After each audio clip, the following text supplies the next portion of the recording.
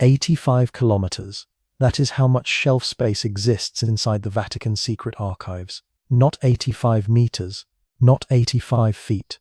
85 kilometers of documents, manuscripts, letters and records, stretching back over 1,000 years, locked behind walls most human beings will never pass through. And here is what unsettles me most. Even the Vatican itself admits they do not know everything that is in there. The cataloguing remains incomplete.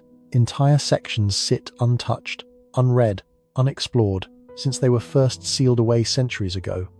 Millions of pages, countless secrets, and only a fraction, a carefully chosen fraction. So, tonight, I want you to ask yourself a simple question. Not whether they are hiding something. That much we know. The real question is, what could possibly be so dangerous, so unsettling, so world-shattering that it must remain locked away in darkness while the rest of us are told we already know our history? Because if history is simply a record of what happened, why does anyone need to control who gets to see it? Let me take you inside, as far as the walls allow. The Vatican Secret Archives, officially renamed the Vatican Apostolic Archives in 2019, though the name change fooled no one, occupy a building adjacent to the Vatican Library. To enter, you must be a qualified researcher with explicit written permission from the Church. You cannot browse, you cannot wander. You submit a formal request for a specific document, and if they approve, that document alone is brought to you in a reading room under supervision. No photographs, no photocopies, and you will never, ever be allowed into the stacks themselves. The Church claims this is to protect fragile materials. And yes, some documents are genuinely ancient, written on parchment that would crumble under careless hands. But other archives around the world, the British Library, the National Archives in Washington, have solved this problem with digitization, with controlled access, with transparency. The Vatican has chosen a different path. Now let us talk about what we know is in there, and more importantly, what we suspect. Among the released documents are letters from Michelangelo complaining about unpaid commissions, correspondence between Henry VIII and the Pope regarding his divorce, the trial records of Galileo Galilei, accused of heresy for suggesting the Earth revolves around the Sunday. These documents are fascinating, yes, but they are also safe. They do not threaten the established narrative. They have been carefully selected for public consumption, sanitized glimpses into a controlled past. But what about the documents that have not been released? In 2019, Pope Francis opened a portion of the archives related to Pope Pius XII, whose papacy spanned from 1939 to 1958, covering World War II and the Holocaust. Researchers had been demanding access for decades. What they found when the seals were finally broken raised more questions than answers. Letters suggesting the Vatican knew far more about Nazi activities than previously admitted. Evidence of backdoor communications, silences that spoke louder than words. And that was only a small section. Only one pope, only 70 years of history. The vast majority of the archives remain sealed, including the most critical period we are concerned with tonight, the so-called Dark Ages, documents from the 6th, 7th, 8th, and 9th centuries.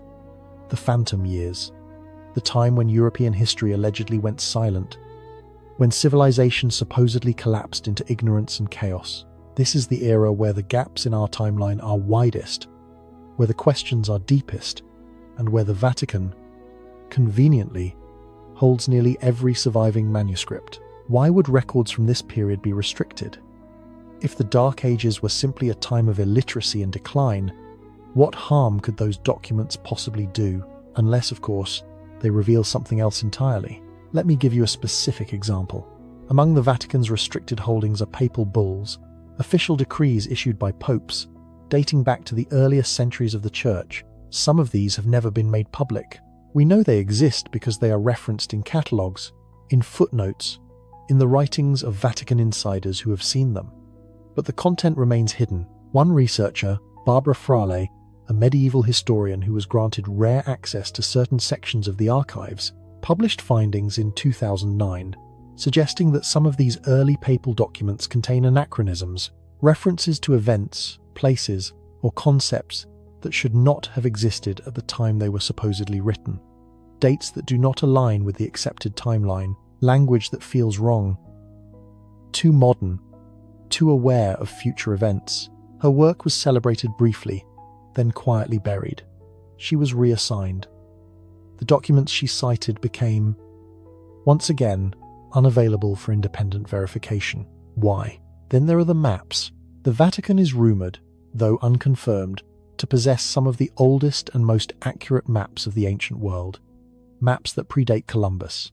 Maps that show coastlines, continents, and geographic features with a precision that should have been impossible given the technology of the time. One such map did escape into public view, the Piri Reis map, created in 1513 by an Ottoman admiral, which shows the coastline of Antarctica without ice. The problem? Antarctica was not officially discovered until 1820, and the continent has been covered in ice for thousands of years. Where did Piri Reis get his information? He claimed he based his map on older sources, some dating back to the 4th century BC. Sources, he said, were held in the Library of Alexandria before it burned. But if those sources survived, where are they now? And if the Vatican has maps like this, maps suggesting advanced geographic knowledge in the ancient world, why keep them hidden? Because knowledge is power. And more importantly, the control of knowledge is control of reality itself. For 1,000 years, the Catholic Church held a monopoly on literacy, on education, on the written word. When the Roman Empire collapsed, secular schools disappeared. Independent libraries were burned or absorbed into monastic collections. The only people who could read were priests. The only people who could write were monks. And the only institution that decided which texts were worth preserving was the Church. Think about what that means. Every history you have ever read about the fall of Rome, about the Dark Ages, about the rise of medieval Europe, was written by men loyal to an institution that had every reason to shape that story in their favor, to erase inconvenient truths, to fabricate continuity where none existed, to create a timeline that justified their authority. And they had the tools to do it.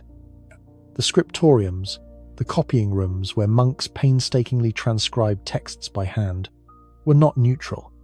Monks did not simply copy. They edited, they omitted, they inserted. A phrase here, a date there, a name changed, a reference removed. Over centuries, the original texts vanished, replaced by versions that supported the Church's narrative.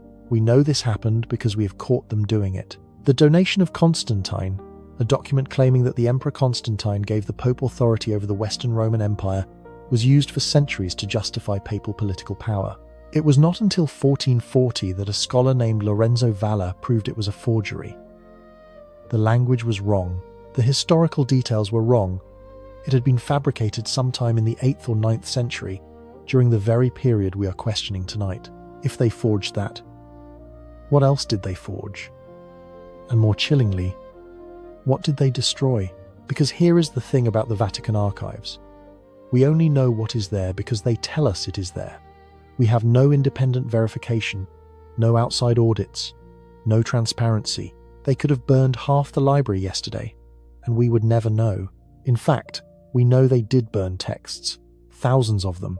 During the early centuries of the Church, as Christianity spread and gained political power, pagan libraries were systematically destroyed. The Library of Serapis in Alexandria, which held hundreds of thousands of scrolls, was burned by a Christian mob in 391 AD under the direction of Bishop Theophilus. The Library of Pergamon, second only to Alexandria, vanished without a clear record of what happened to its 200,000 volumes. The Gnostic Gospels, alternative Christian texts that presented Jesus in a different light, were buried in the desert and only rediscovered by accident in 1945. For 1600 years, the Church insisted these texts did not exist. And yet there they were, hidden in clay jars, preserved by the dry sand of Egypt, because someone, long ago, knew they had to be protected from destruction. What else is buried? What else was burned? And what sits today in those 85 kilometers of shelves, carefully restricted, patiently waiting? There is a term in intelligence work: compartmentalization. You control information by ensuring that no one person ever sees the full picture. Each researcher is allowed access to only the narrowest sliver of documents. No one is permitted to cross-reference freely. No one can connect the dots. The Vatican has perfected this. Even Vatican insiders, Scholars who have spent decades working within the archives admit they have only seen a fraction. So what could be in there? Let me offer a few possibilities, not as proven fact, but as questions worth asking. Could there be documents that prove the timeline of the Dark Ages was artificially extended? Records that show events we believe took place over 300 years actually happened in a much shorter span, or not at all? Could there be correspondence between the Vatican and the Byzantine Empire that contradicts the accepted narrative of when certain popes lived and ruled? Could there be manuscripts in Greek or Aramaic that predate the canonical Gospels and tell a different story of early Christianity? Could there be maps, astronomical records, or scientific texts from the ancient world that prove pre-medieval civilizations possessed knowledge we have been told they could not have had? I do not know. And that, precisely, is the problem. None of us know. We are told to trust, to accept, to believe that those who control the archives have our best interests at heart, that they are simply protecting fragile history from the chaos of public scrutiny. But history is not fragile. Truth is not fragile. What is fragile is the illusion of certainty, the carefully constructed story we have been taught since childhood. And institutions that hold power do not hide the truth to protect us. They hide it to protect themselves. So as we continue this journey tonight, drifting together through the mysteries of the so-called Dark Ages, I want you to hold on to that question. Not in some abstract, distant way, but concretely. In those locked rooms, in those unopened boxes, in those restricted catalogues that most of humanity will never be allowed to see. Because if you begin there, with the simple acknowledgement that someone, somewhere, is deciding what you are allowed to know about your own past, then everything else we are about to explore, the phantom centuries, the forged documents, the manipulated calendars, the gaps in the archaeological record, all of it starts to make a terrible kind of sense. And if you are finding yourself unsettled, if you are questioning things you thought were certain, then perhaps you are ready for what comes next. Because the Vatican's archives are only the beginning. What we uncover in the pages ahead will take us far deeper into a past that may not have happened the way we were told. If you want to stay on this journey with me, if you believe these questions are worth asking, go ahead and subscribe. Not because I need you to, but because these conversations matter. Turn on notifications if you want, but more than anything, just stay curious. Keep asking, because sometimes the most dangerous thing you can do is simply refuse to stop wondering what they do not want you to see. What year is it right now? I am serious. Stop and think about that question. Not philosophically, not metaphorically, literally. What year are we living in? You would say 2025. Of course, everyone would. The calendars say so. Your phone says so. Every official document, every history book, every timestamp on every computer in the world agrees. 2025 years since the birth of Christ. But what if I told you that number might be wrong? Not by a few years, not by a decade, but by nearly 3 centuries. What if the year we are actually living in is closer to 1728? What if 297 years of human history never actually happened at all? This is not science fiction. This is not a fantasy. This is a hypothesis proposed by a German historian named Heribert Illig in 1991, and the more you examine the evidence, the harder it becomes to dismiss. Illig called it the phantom time hypothesis. The idea is simple, disturbing, and backed by a growing list of historical anomalies that no one in mainstream academia wants to address. He argues that the period from 614 AD to 911 AD, nearly 300 years of what we call the early Middle Ages, was fabricated, invented, added to the calendar by powerful figures who had every reason to rewrite history and every means to pull it off. Why would anyone do such a thing? But first, let me show you why this theory refuses to die, no matter how much scholars try to ignore it. Let us start with something concrete. Buildings. If you walk through Europe today, you will see Roman structures everywhere. The Colosseum, finished in 80 AD. The Pantheon, completed in 126 AD. Aqueducts, forums, bathhouses, temples. Thousands of them. We can date these buildings with confidence through architectural style, inscriptions, coins found in the foundations, mortar analysis, and historical records that cross-reference each other. Then, starting around 1000 AD, you see the rise of Romanesque architecture. Thick walls, rounded arches, massive stone churches built to last centuries. We have hundreds of these buildings. We know when they were built because the records are clear, the styles are consistent, and the archaeological evidence is solid. But here is the problem. Between 600 AD and 1000 AD, during those 4 centuries that include the Phantom time period, there are almost no buildings we can reliably date. Oh, there are structures that historians claim belong to this era, but when you dig into the actual evidence, it falls apart. Take the Basilica of San Vitale in Ravenna, Italy. Official history says it was completed in 547 AD. Beautiful mosaics. But when modern researchers analyzed the mortar, examined the construction techniques, and compared the artistic style to other known works, they found inconsistencies. The style looks too advanced for the 6th century. The techniques match buildings from later periods. There are no contemporary written records of its construction, just attributions made centuries later by monks copying manuscripts who may have been filling in gaps in a timeline they themselves did not fully understand. This pattern repeats across Europe.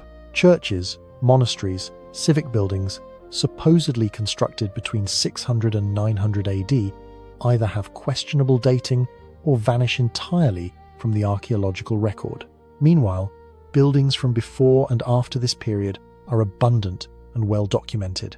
It is as if someone cut 3 centuries out of the architectural timeline, then tried to paste a few structures into the gap to make it look inhabited. Now, let us talk about something even harder to fake. The sky. Astronomy does not lie. Eclipses, comets, planetary alignments, these events follow mathematical laws. They can be calculated backward and forward with extraordinary precision using modern software. We can tell you exactly where Jupiter was on any night in human history, down to the minute. Medieval chroniclers recorded astronomical events. Eclipses were seen as omens, so monks wrote them down.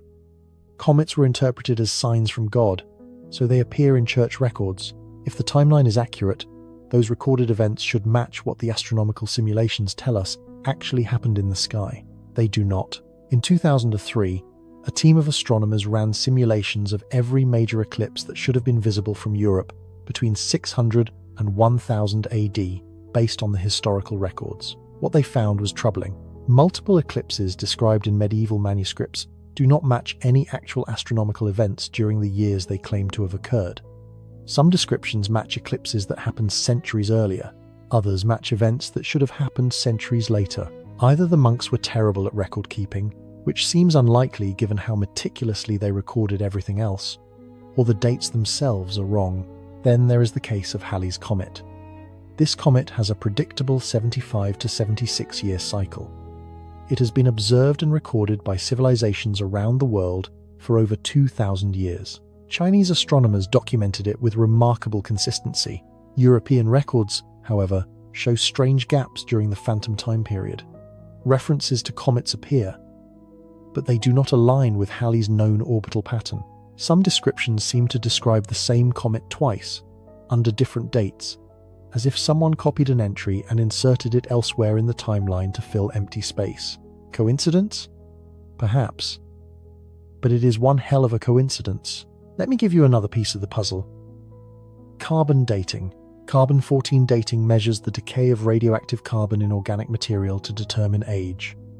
It is not perfect, but it is reliable within a margin of about 40 to 60 years for the medieval period. When archaeologists excavate sites from the so-called Dark Ages, they run carbon tests on wood, bone, fabric, anything organic. Here is what they find. There are consistent carbon dates for materials from the 4th and 5th centuries. Strong, reliable data. Then there are consistent dates for materials from the 10th and 11th centuries. Also solid.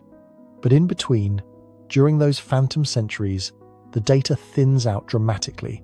And when dates do appear, they often cluster at the edges, around 600 or around 900, almost never in the middle. Dendrochronology, the study of tree rings, shows a similar pattern. Trees grow one ring per year, and by comparing overlapping samples, scientists can build timelines going back thousands of years. European dendrochronology has clear, unbroken sequences for the Roman period and for the High Middle Ages. But during the early Middle Ages, there are gaps, missing rings, sections where the expected growth patterns simply do not exist. Either trees stopped growing for 300 years, which is absurd, or the timeline we have been using to organize those samples is incorrect. Now, let us address the elephant in the room. Charles the Great, King of the Franks, Holy Roman Emperor. The man who supposedly united much of Western Europe, sparked the Carolingian Renaissance, and laid the foundation for modern France and Germany. Except there is no proof he actually existed. I know how that sounds, but hear me out. Every major historical figure leaves behind evidence. Physical evidence, coins, buildings, letters written in their own hand, contemporary accounts from multiple independent sources. Julius Caesar has all of this. Constantine has all of this. Even minor Roman governors have more physical proof of their existence than Charlemagne. What do we have for Charlemagne? A biography written 30 years after his supposed death by a monk named Einhard. And here is the problem. When scholars analyzed Einhard's text, they discovered he copied huge sections, sometimes word for word, from a biography of the Roman Emperor Augustus, written by Suetonius 700 years earlier. Same structure, same descriptions, same anecdotes, just with names swapped out. It is not a biography. It is a template, a story inserted into the timeline to create the appearance of continuity. There are coins that supposedly bear Charlemagne's image, but numismatic experts have noted that many of these coins show signs of being later forgeries, minted centuries after the dates stamped on them. The metallurgy is wrong. The styles do not match the period. There are no contemporary portraits, no statues made during his lifetime, no letters in his handwriting. The only physical remains supposedly connected to him are bones in a reliquary at Aachen Cathedral. But there has never been DNA testing, and the Church refuses to allow independent verification. So who was Charlemagne? Perhaps he was a composite, a legendary figure cobbled together from multiple tribal leaders, given a grand narrative to justify the rise of papal authority and the Holy Roman Empire. A character invented to fill a gap in the story. And he is not alone. When you start examining figures from this period, strange patterns emerge. Kings with nearly identical biographies separated by decades. Battles described in suspiciously similar language. Entire dynasties that seem to repeat, as if someone copied earlier events and pasted them into a later century to make the timeline look full. Here is where it gets even stranger. The calendar itself. The system we use today, the Gregorian calendar, was introduced in 1582 by Pope Gregory XIII. It replaced the Julian calendar, which had been in use since 45 BC. The official reason for the change was that the Julian calendar had a slight error in calculating the length of the year, causing the date of Easter to drift. By 1582, the calendar was 10 days out of sync with the solar year. 10 days, over 1,500 years. That math checks out. The Julian calendar drifts about 1 day every 128 years. 1,500 years equals roughly 11 days of drift. Close enough. But here is the question no one asks. Why only 10 days? If the calendar had been running continuously since 45 BC, the drift should have been larger. Unless, of course, the calendar had not actually been running for as long as we think. If you remove 297 years from the timeline, suddenly the math works perfectly. 10 days of drift over 1,200 years instead of 1,500. The numbers align. Pope Gregory knew something. He had access to the Vatican Archives, to records the public never saw. When he reformed the calendar, he based his calculations on data that may have revealed the truth. And what did he do? He corrected the drift, codified the new system, and ensured that future generations would never question the timeline. So who benefits from adding 300 phantom years to history? The Catholic Church. Without question. By extending the timeline, they gave their institution a longer pedigree. They created the illusion of ancient, unbroken authority stretching back through the centuries. They filled the gap between the fall of Rome and the rise of medieval Europe with just enough events, just enough names, just enough stories to make it seem real. And they did it at a time when they controlled the only institutions capable of verifying the truth. The monasteries, the scriptoriums, the libraries. No secular power existed to challenge them. No independent scholars. No printing press. No way for anyone to cross-reference, to check, to question. By the time people could question, it was too late. The false timeline had been copied into every book, taught in every school, accepted as fact, and anyone who suggested otherwise was labelled a heretic, a fool, or worse. But the cracks are showing now. The more we dig, the more we test, the more we compare records from outside Europe, from Byzantium, from the Islamic world, from China, the less the official story holds up. Chinese records from the Tang dynasty are detailed, consistent, cross-referenced with astronomical observations. Islamic scholars kept meticulous records during their golden age. Byzantine chronicles continue unbroken. But when you try to match European events to these other timelines, nothing lines up. Dates are off. Events that should coincide do not. It is as if Europe was running on a different clock, a calendar inflated by centuries that never actually passed. I am not telling you this is proven. I am not saying every historian agrees. What I am saying is that the evidence is there, waiting, troubling, refusing to go away no matter how much academia ignores it.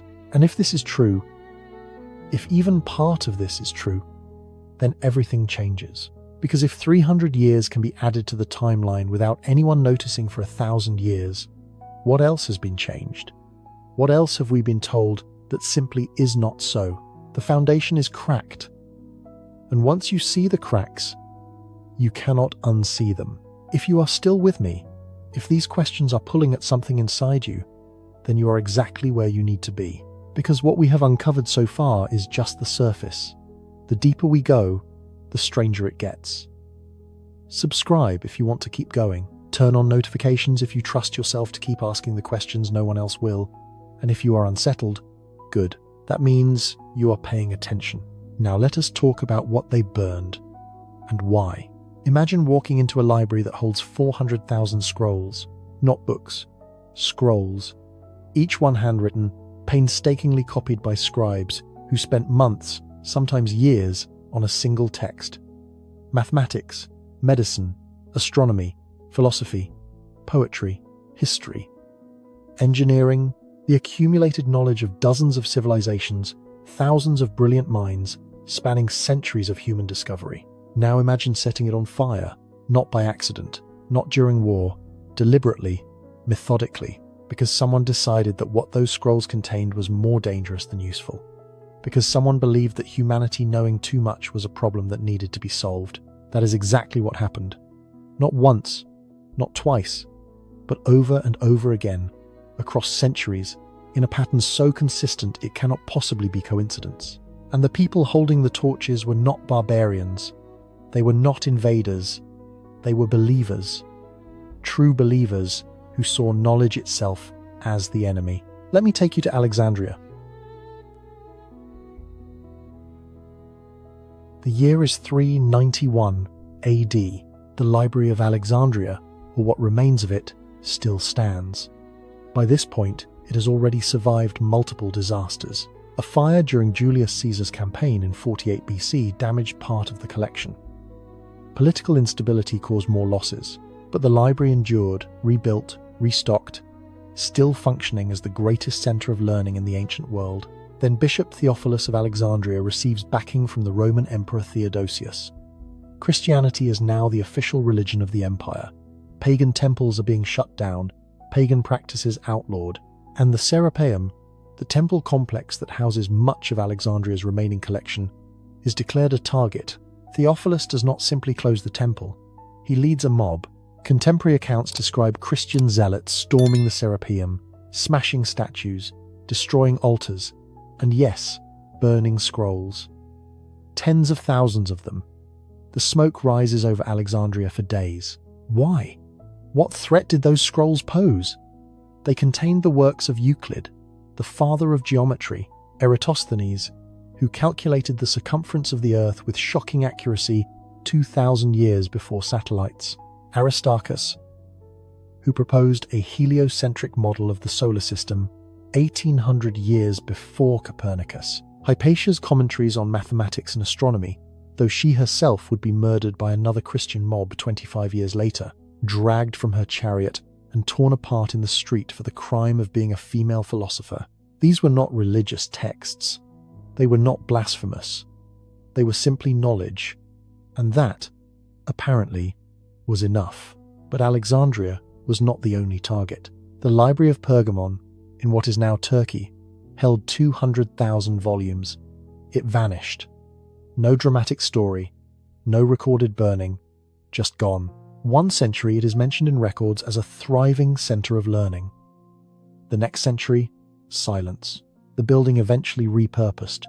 The scrolls disappeared into history with barely a footnote. When you lose 400,000 scrolls in Alexandria and 200,000 in Pergamon, you are not talking about a few lost books. You are talking about the near total erasure of entire fields of knowledge. How much did they burn? Of the ancient Greek plays written during the classical period, we know of roughly 1,500 titles from references in other texts. We have 33 complete plays surviving today, 33 out of 1,500. That is a survival rate of just over 2%. Of the works of the Roman historians, philosophers, and scientists, we have fragments, pieces, quotations preserved in later texts, often copied by the very people who destroyed the originals. We know Aristotle wrote 150 works. We have 31. We know the pre-Socratic philosophers produced hundreds of texts on logic, ethics, and natural philosophy. We have scattered fragments, often just single sentences quoted by later Christian authors who were refuting them. This is not natural decay. Parchment lasts. We have Egyptian papyrus scrolls over 3,000 years old, still legible. If these texts had simply been stored, even carelessly, a significant percentage would have survived. Instead, we have 2%. Someone did not want us to have them. Now here is where it gets interesting. Not everything was destroyed. Some texts were preserved, carefully selected, copied into new manuscripts, protected in monastery libraries. But notice which ones survived. Religious texts, obviously. The Bible, lives of saints, theological arguments, but also certain classical works, Virgil's Aeneid, because it could be reinterpreted as a Christian allegory, Plato's Republic, because Augustine found it useful for his City of God, Aristotle's Logic, because Thomas Aquinas needed it for his arguments. What did not survive? Texts on alternative cosmologies, pre-Christian religious practices described in detail, scientific works that contradicted biblical accounts of creation, historical records that provided dates and timelines incompatible with church chronology, maps showing geographical knowledge that should not have existed yet. The pattern is not random, it is curation.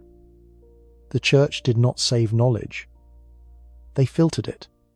They decided what humanity would be allowed to remember and what would be forgotten forever. Let me give you a specific example. The Gnostic Gospels. For centuries, the Catholic Church insisted that the four Gospels, Matthew, Mark, Luke, and John, were the only authentic accounts of Jesus' life. Any other texts were heretical forgeries that never had legitimate standing in early Christianity. Then, in 1945, a farmer digging for fertilizer near the Egyptian town of Nag Hammadi found a sealed clay jar buried in the sand. Inside were 13 leather-bound codices containing 52 texts: the Gospel of Thomas, the Gospel of Philip, the Gospel of Mary Magdalene, the Apocryphon of John, texts that presented Jesus not as the Son of God in the Orthodox sense, but as a teacher of hidden knowledge, a mystic, a figure whose message was about inner enlightenment rather than institutional salvation. These texts were not forgeries. They dated to the 2nd and 3rd centuries AD, roughly the same period as the canonical Gospels. They were written in Coptic, translated from earlier Greek originals, and they revealed something the Church had spent 1,600 years denying. Early Christianity was not unified. There were multiple interpretations, multiple traditions, multiple versions of who Jesus was and what he taught. The Gnostics believed in a different cosmology. They taught that the material world was created by a flawed deity, the demiurge, and that the true God was beyond this world, unknowable, accessible only through secret knowledge. They believed women could be apostles. Mary Magdalene appears in some of these texts as a leading figure, teaching the other disciples, sometimes in conflict with Peter, who rejects her authority. This version of Christianity, if it had survived, would have produced a very different church. No centralized hierarchy, no claim to exclusive truth, no pope, no Vatican. So what happened to the Gnostics? They were declared heretics. Their books were burned. Their communities were disbanded. By the 4th century, they had been erased so thoroughly that most people forgot they ever existed, except someone, some monk or believer, who could not bring himself to destroy these texts, buried them in the Egyptian desert, and hoped that someday someone would find them. And we did. 1600 years later, how much else is buried? How many other jars are sitting in caves, in ruins, in places we have not thought to look, containing texts that would rewrite everything we think we know? Now, let us talk about what happened after the libraries burned. Because destruction was only half of the strategy. The other half was replacement. Once the old texts were gone, new ones had to be written. The story had to be controlled, codified, made consistent. That work happened in the scriptoriums, the writing rooms of medieval monasteries where monks copied manuscripts by hand. These monks were not neutral scribes. They were members of a religious order, loyal to the church, working under the supervision of abbots who reported to bishops who answered to the Pope. And they did not just copy. They edited. They interpreted.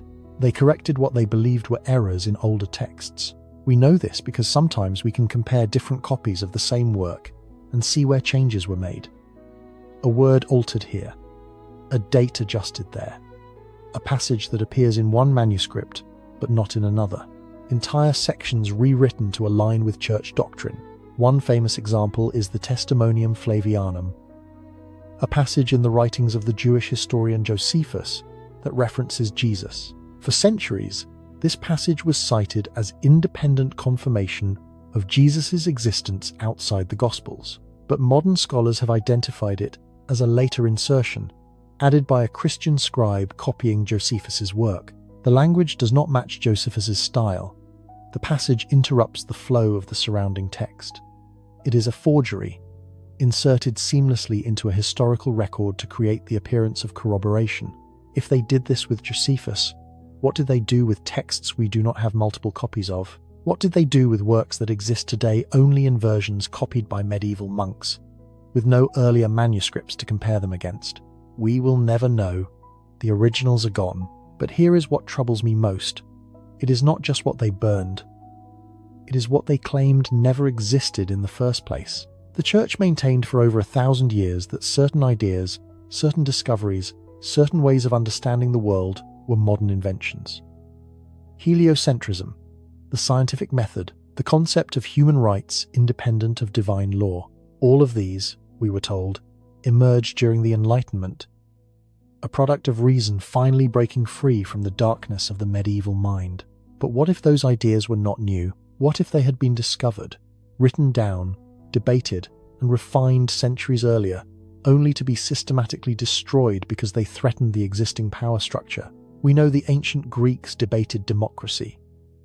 We know Roman philosophers discussed natural rights.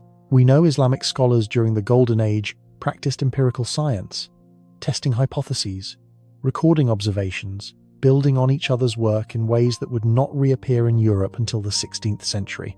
And we know that much of this knowledge came from translations of even older texts: Greek, Babylonian, Egyptian, Persian. The Islamic scholars did not invent algebra and astronomy. They preserved it, expanded it, kept it alive, while Europe burned its libraries and declared curiosity a sin. When the Crusaders sacked Constantinople in 1204, they destroyed libraries there too. When Christian armies retook Spain from the Moors, they burned Arabic texts by the thousands. The pattern repeats, over and over, knowledge destroyed, history rewritten, memory erased, and always, always, the same question. Control. That is the answer. Knowledge is dangerous because it allows people to think for themselves, to question authority, to imagine alternatives. A population that can read, that has access to multiple perspectives, that understands history and science and philosophy, is a population that cannot be easily controlled. But a population that believes the world was dark until the church brought light, that believes human reason is fallen and corrupt, that believes the only path to truth is through obedience to religious authority, that population will never rebel.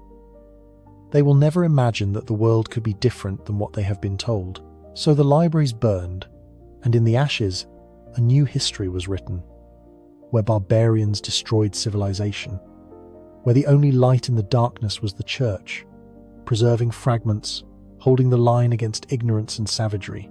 It is a good story. It is the story we have been taught. It is the story that appears in textbooks, documentaries, academic lectures, but it is a lie. The Dark Ages were not dark because humanity forgot how to think. They were dark because someone turned off the lights. Someone took the scrolls, the maps, the records, the evidence of what came before, and they burned it. They buried it.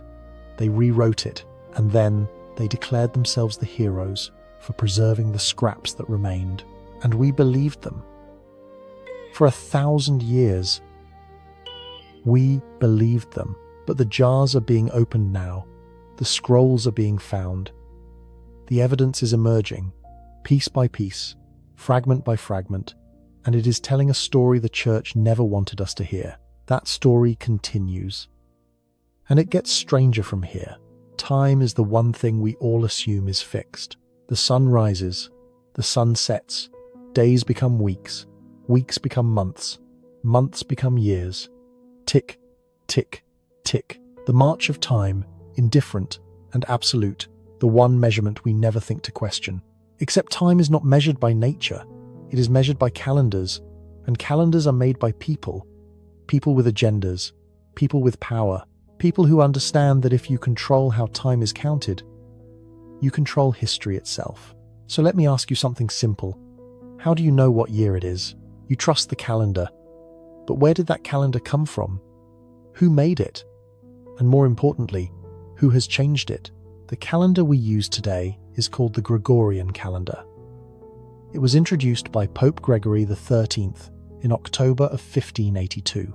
The Catholic Church declared that Thursday, October the 4th, would be followed immediately by Friday, October the 15th. 10 days simply vanished, erased from existence by papal decree. The official explanation was technical. The previous calendar, the Julian calendar created by Julius Caesar in 45 BC, calculated the solar year as 365¼ days. Close, but not exact. The true solar year is about 11 minutes shorter. Over centuries, those 11 minutes per year add up. By 1582, the calendar had drifted 10 days out of sync with the actual seasons. This was a problem for the Church because Easter, the most important Christian holiday, is calculated based on the spring equinox. If the calendar drifts, Easter drifts. So Pope Gregory assembled astronomers and mathematicians. They calculated the correction, and 10 days were removed to bring everything back into alignment.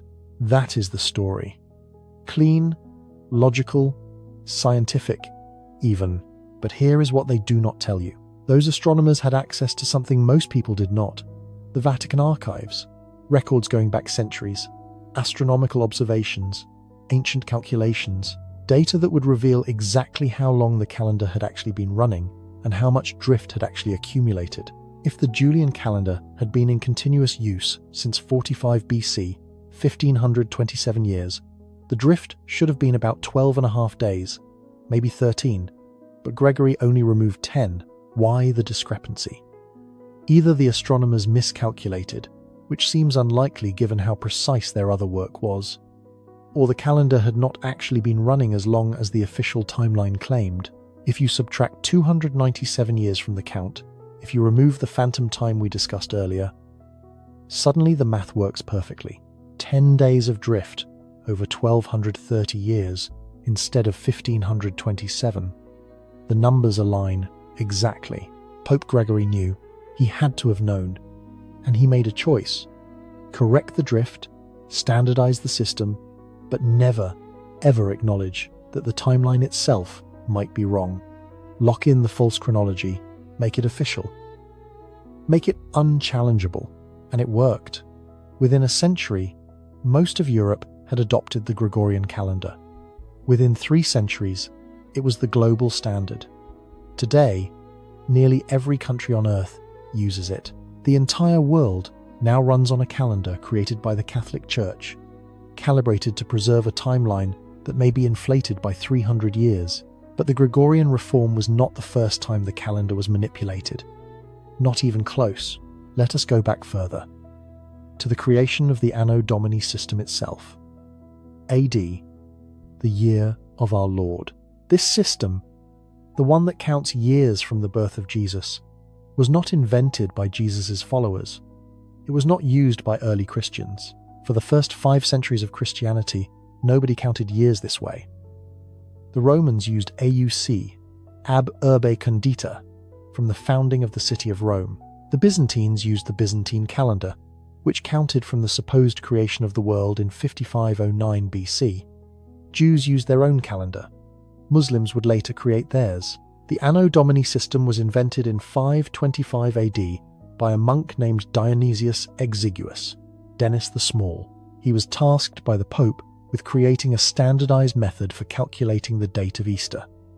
To do this, he needed a reference point, a year 1, so he calculated backward using available records to estimate the year of Jesus' birth. He got it wrong.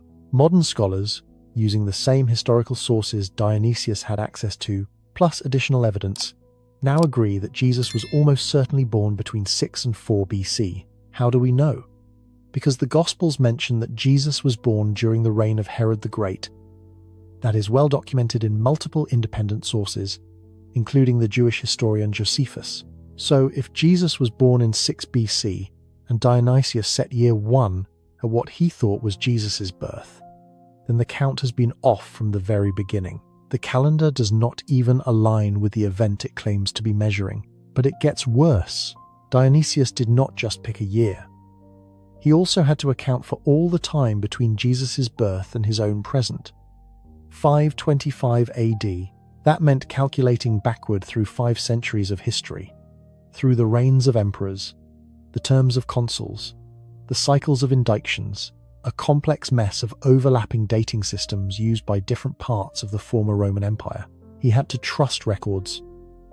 Records copied by monks, records that may have already been altered, expanded, fabricated. If the timeline had already been inflated by the time Dionysius did his calculations, he would have had no way to know. He would have simply accepted the existing chronology, done his math, and locked in the error permanently. And once the Anno Domini system was adopted, once it became the official way of counting years, it became almost impossible to challenge.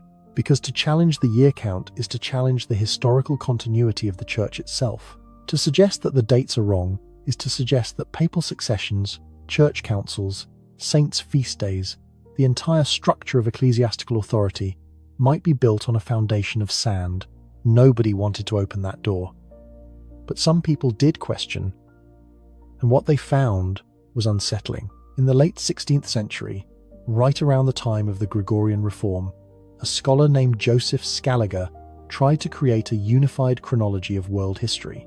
He wanted to synchronize all the different dating systems: Egyptian, Babylonian, Greek, Roman, Jewish, Christian, into one coherent timeline. It should have been straightforward. Just match up known events, cross-reference records, and build a master calendar. It was a disaster. Nothing lined up. Egyptian king lists contradicted Greek histories. Roman records conflicted with Jewish chronicles. Events that should have been contemporaneous were separated by decades or centuries, depending on which source you trusted. Scaliger did his best, made educated guesses, forced the pieces together. His work became the foundation for modern chronology. But the problems never went away. Later historians found the same contradictions, the same gaps, the same impossibilities, and always, the biggest mess was in the early Middle Ages.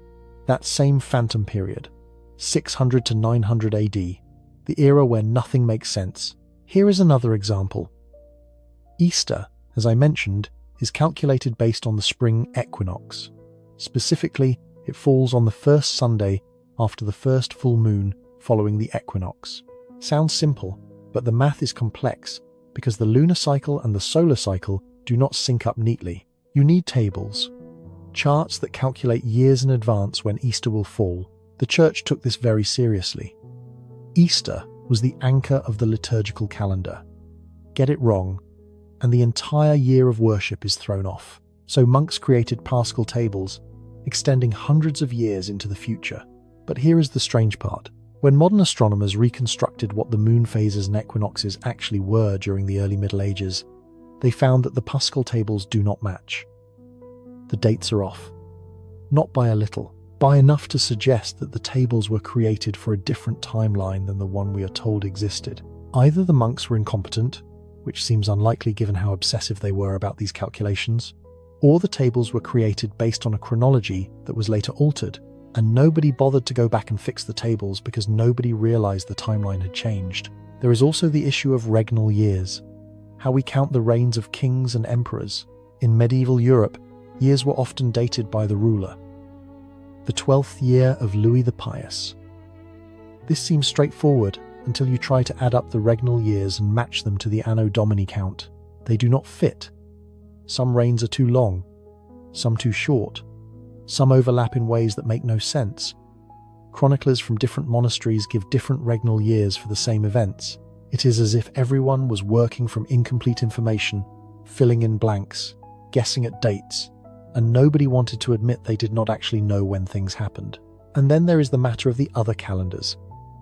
Because the Christian calendar was not the only one in use, the Byzantine Empire used a calendar that counted from 5509 BC, the supposed creation of the world according to their calculations. Islamic scholars used the Hijri calendar, starting from 622 AD, the year of Muhammad's migration to Medina.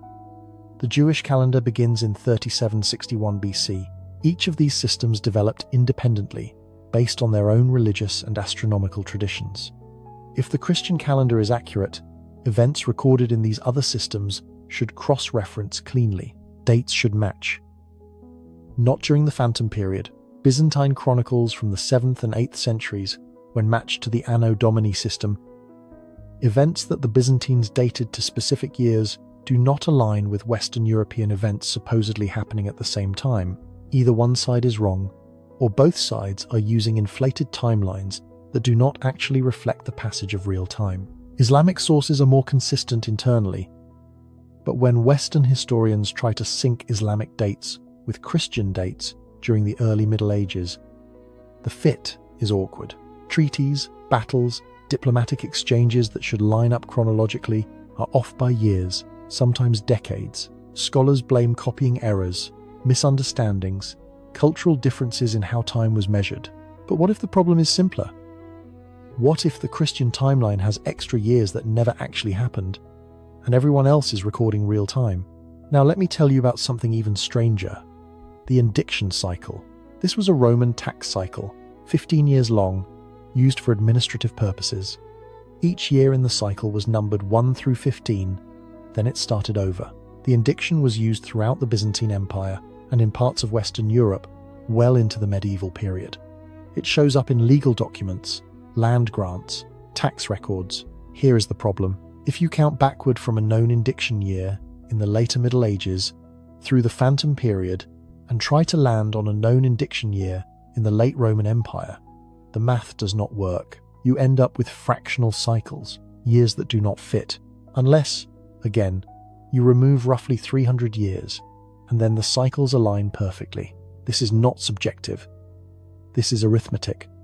The indiction cycle is a fixed pattern. If the timeline is accurate, the pattern should hold.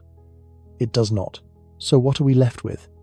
A calendar system created by a monk who miscalculated the birth of Christ. A Gregorian reform that corrected drift based on access to secret archives. Paschal tables that do not match the actual astronomy of the periods they supposedly describe. Regnal years that do not add up. Cross-cultural chronologies that do not align. And a tax cycle that only works if you subtract 3 centuries. At some point, You have to stop calling these anomalies and start calling them evidence, because here is the terrifying truth. We do not actually know what year it is. We trust a number handed down by institutions that had every reason to lie, every means to alter records, and a 1,000-year monopoly on literacy and scholarship. We trust a calendar created by the same people who burned the libraries, forged the documents, and controlled the narrative of an entire continent's history.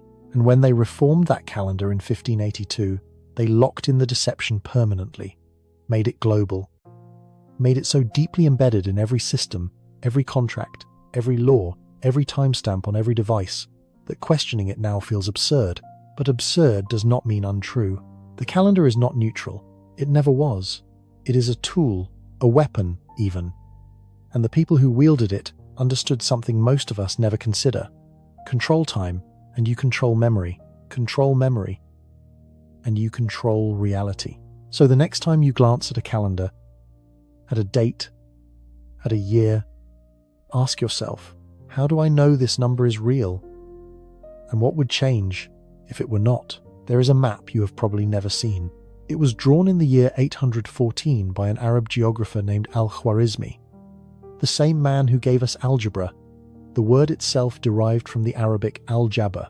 His map shows the known world with remarkable accuracy. Coastlines, mountains, rivers, cities, trade routes, stretching from Spain to China. On this map, Europe is there, but it is small, peripheral, a minor peninsula jutting off the western edge of a world that centers on Baghdad, Damascus, Constantinople, and Chang'an. The great cities of the Islamic caliphates and the Tang dynasty blaze with detail: markets, universities, observatories, libraries containing hundreds of thousands of manuscripts. And Europe?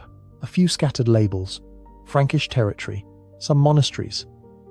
This map tells a story your textbooks never did. While we have been taught that the entire world descended into darkness after Rome fell, the truth is far more specific. Only one part of the world went dark: Catholic Western Europe. Everywhere else, the light stayed on. Let me show you what was really happening while Europe was supposedly stumbling through ignorance and chaos. In the year 750, Baghdad did not exist yet. By 762, it was the largest city on earth. The Abbasid Caliph al-Mansur chose the site carefully. On the Tigris River, at the crossroads of trade routes connecting 3 continents, he hired architects, engineers, astrologers to design a perfect circular city. 4 gates, each named for the region it faced: Persia, Basra, Kufa, Syria, the Caliph's palace at the exact center, surrounded by gardens, administrative buildings, and a great mosque. Within 50 years, Baghdad's population reached 1 million people. 1 million! At a time when Rome had shrunk to perhaps 30,000, Paris was a muddy collection of wooden buildings housing maybe 20,000 souls. London barely qualified as a town, but numbers alone do not tell the story. What matters is what those people were doing. The Abbasid caliphs, particularly Harun al-Rashid and his son al-Mamun, created something unprecedented: the Beit al-Hikmah, the House of Wisdom. Not just a library, though it held over 400,000 manuscripts. It was a research institute, a translation academy, a center where scholars from across the known world, Muslim, Christian, Jewish, Persian, Indian, gathered to share knowledge. They translated everything they could find: Greek philosophy and science, preserved in Byzantine libraries, Persian astronomy and medicine, Indian mathematics, Sanskrit texts on algebra and trigonometry. These works, many of which would have been lost forever when European libraries burned, survived because Islamic scholars saw value in them regardless of their origin. And they did not just translate. They built on what they found. Al-Khwarizmi revolutionized mathematics. He systematized algebra, created algorithms.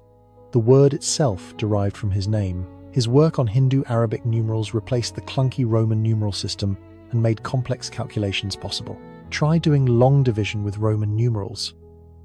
It is nearly impossible. The system we use today, the one that enabled every scientific advancement of the modern world, came from Islamic scholars translating Indian texts, while Europe still counted on its fingers. Ibn al-Haytham, known in the West as Al-Hazan, wrote the Book of Optics around 1015. He described how light works, how vision functions, the principles of reflection and refraction. He invented the camera obscura. He used controlled experiments, systematic testing, peer review. This was the scientific method, 400 years before Europe would claim to have invented it during the Renaissance. Al-Razi, known as Rhazes, ran the hospital in Baghdad in the late 9th century. He wrote over 200 books on medicine. He differentiated between measles and smallpox for the first time. He advocated for experimental medicine, clinical observation, careful record keeping. His textbook on diseases was used in European medical schools until the 17th century, long after his name had been forgotten. Ibn Sina, Avicenna, wrote The Canon of Medicine around 1025, 1 million words, a complete systematization of Greek, Roman, Persian, and Islamic medical knowledge. It became the standard medical text in both the Islamic world and Europe for over 500 years. European doctors were still citing Avicenna in the 18th century. The Islamic world had public hospitals, with separate wards for different illnesses, with pharmacies, with trained nurses, with mental health facilities that treated patients with compassion rather than chains. The first hospital in Baghdad opened in 805. Europe would not have comparable institutions until the 13th century, 400 years later. Now let us go east.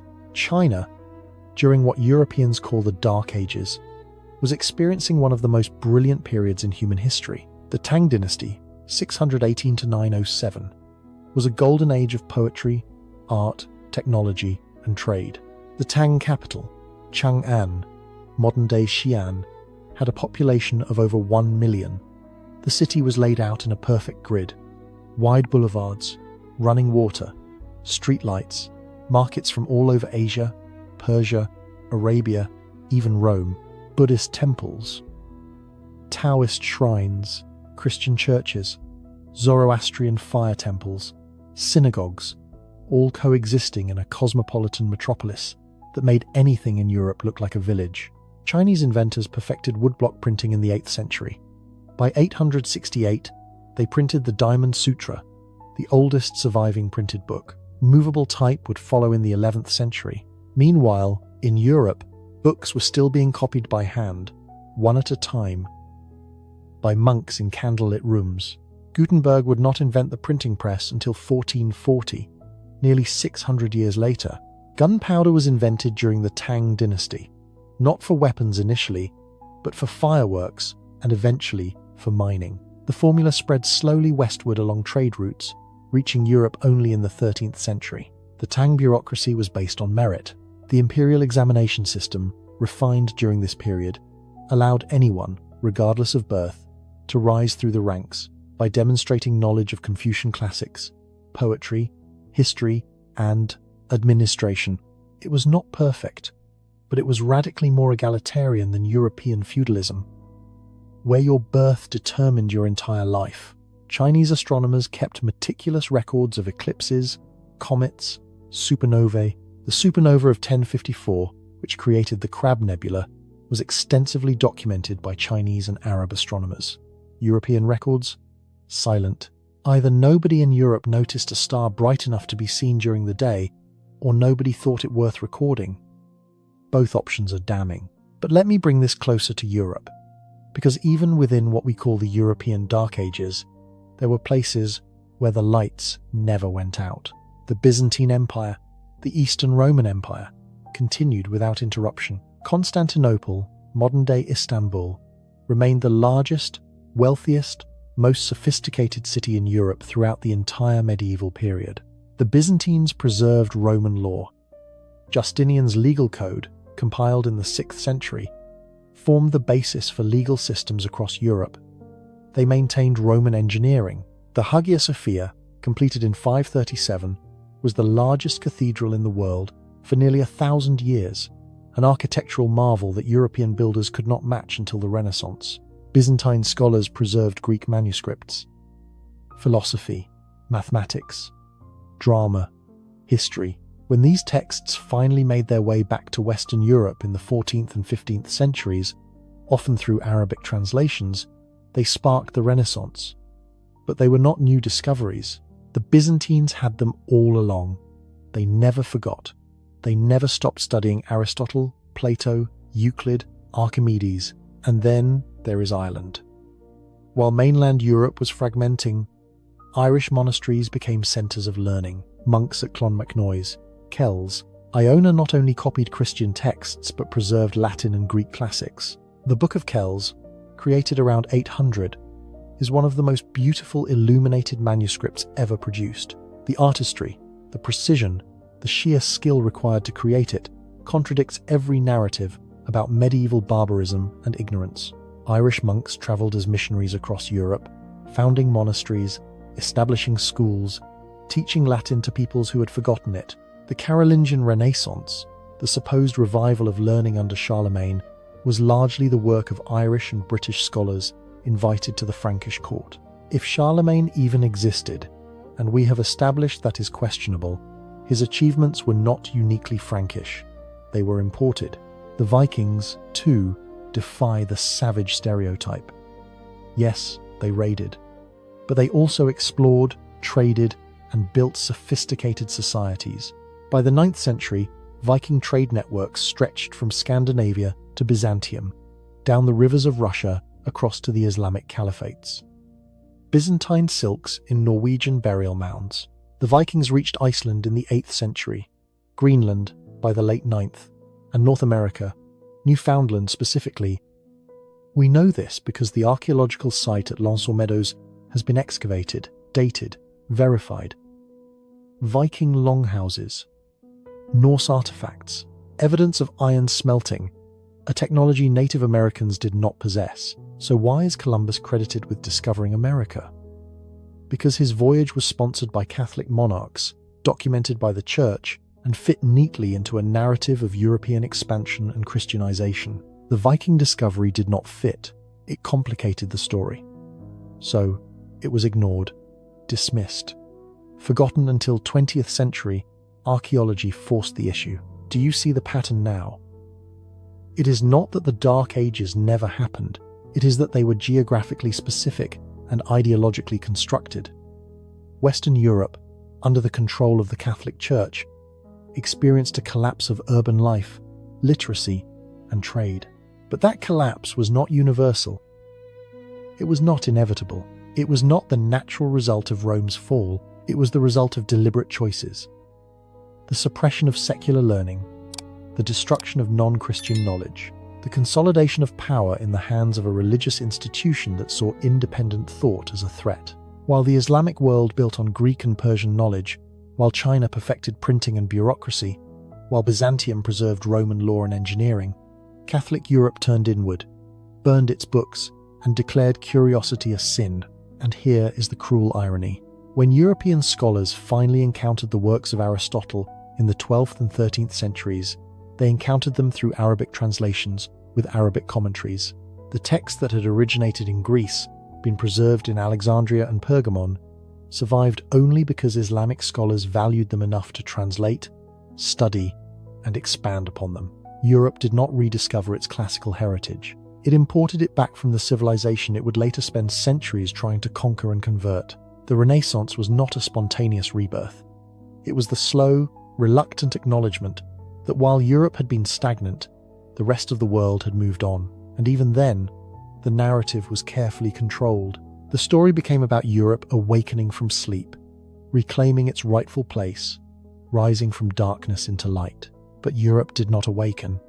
It was woken up by translations from Arabic, by Greek refugees fleeing the fall of Constantinople, by merchants who travelled east and returned with tales of cities that made Rome look like a ruin. The darkness was never global. It was local, self-inflicted, and the people who imposed it, who controlled the narrative for 1,000 years, are the same people who now claim credit for ending it. So when you hear about the Dark Ages, ask yourself, dark for whom? Who wants you to believe that human progress halted for centuries, that barbarism was inevitable, that the church was the lone candle in an ocean of ignorance? Because the evidence, the maps, the manuscripts, the buildings, the inventions, all of it tells a different story. A story where the world kept turning, where knowledge kept growing, where people kept inventing, exploring, creating, just not in the place that would later write the history books. He conquered most of Western Europe. He was crowned Holy Roman Emperor by the Pope on Christmas Day in the year 800. He stood 6 feet 4 inches tall, an imposing giant for his time. He spoke Latin fluently, studied astronomy, collected scholars at his court, and sparked a renaissance of learning that pulled Europe out of darkness. His name was Charlemagne, Charles the Great, except there is no contemporary image of his face, no sculpture made during his lifetime. No mosaic, no painting, no coin that can be definitively traced to his reign without raising questions. For a man who supposedly ruled for 46 years, who commanded armies, commissioned buildings, minted currency, signed treaties, corresponded with caliphs and emperors, the physical evidence of his existence is astonishingly thin. Let me start with the biography. The main source for Charlemagne's life is a text called Vita Caroli Magni, the life of Charles the Great, written by a monk named Einhard sometime around 830 to 840, roughly a generation after Charlemagne's supposed death in 814. This biography is detailed, charming, even. It describes Charlemagne's appearance, his habits, his relationships with his children, his love of swimming, his struggles with learning to write despite his intellectual curiosity. It reads like an intimate portrait painted by someone who knew the man personally. Einhard claims he did. He says he served at Charlemagne's court, witnessed events firsthand, recorded what he saw. But here is the problem. When scholars analyzed Einhard's text in the 19th and 20th centuries, they discovered something troubling. Huge sections of the Vita Caroli Magni are copied, nearly word for word, from a biography written 700 years earlier, The Life of Augustus by Suetonius. Not loosely inspired, not stylistically similar.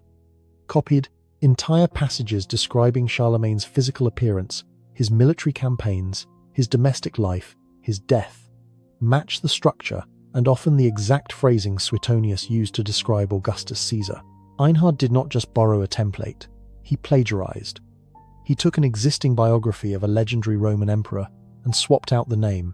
Where Suetonius wrote Augustus, Einhard wrote Charlemagne. Where Suetonius described Rome, Einhard described Aachen. The narrative arc is identical. The details are suspiciously parallel. Why would someone do this? If Charlemagne was real, if Einhard truly knew him, why not write an original account? Why rely so heavily on a text about someone who lived 8 centuries earlier? Unless Einhard was not writing history, he was writing mythology, creating a legendary figure to fill a gap in the timeline, to give legitimacy to a dynasty, to justify the political and religious alliances that depended on a great Christian emperor uniting Europe under papal authority. Now let us talk about the buildings. Charlemagne supposedly built extensively. The palace complex at Aachen was his crown jewel. A grand hall, a chapel, administrative buildings.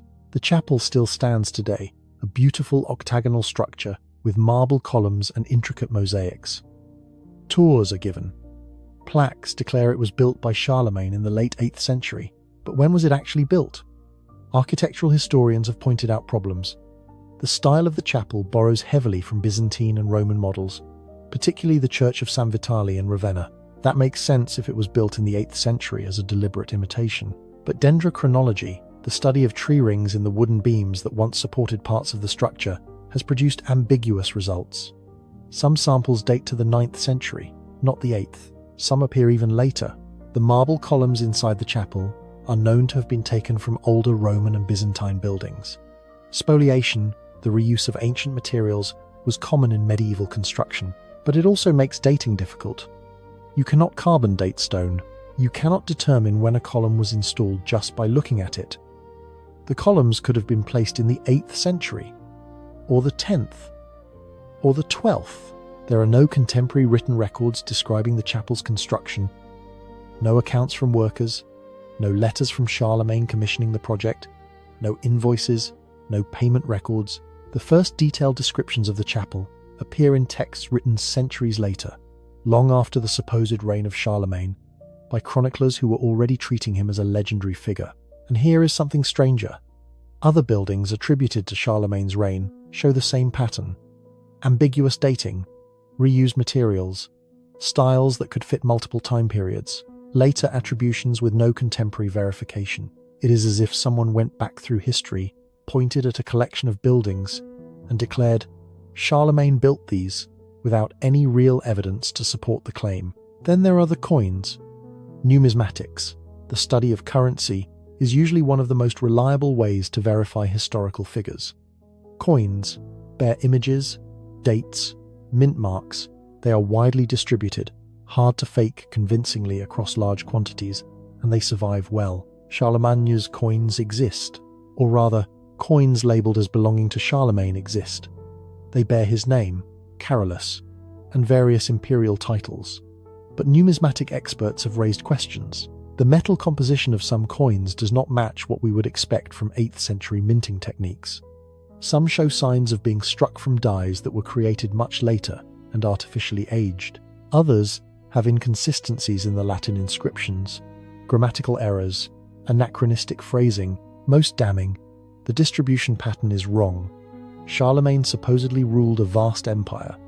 His coins should appear across France, Germany, Italy, wherever his authority extended. But the coins cluster in specific regions and appear most frequently in hoards buried during later centuries, suggesting they may have been minted retroactively and then circulated or planted to create the appearance of historical continuity. Let me give you another angle.